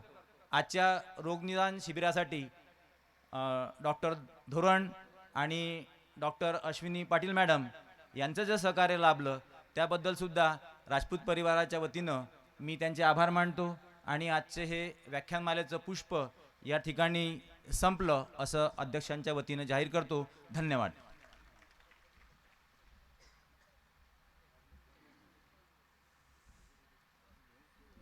सायंकाळी ठीक 4 वाजता दिंडी सोहळा निघणार आहे, तरी सर्व महिला मंडळी, भाविभक्त मंडळींनी याची नोंद घ्यावी। आता थोड्याच वेळामध्ये श्रीमद भागवत कथा या ठिकाणी हरिभक्तपरायण श्री परमश्रद्धेय युवराज श्रीजी महाराज यांच्या मुखारविंदातून आपण श्रवण करणार आहोत। थोड्याच वेळात भागवत कथेला सुरुवात होणार आहे। धन्यवाद।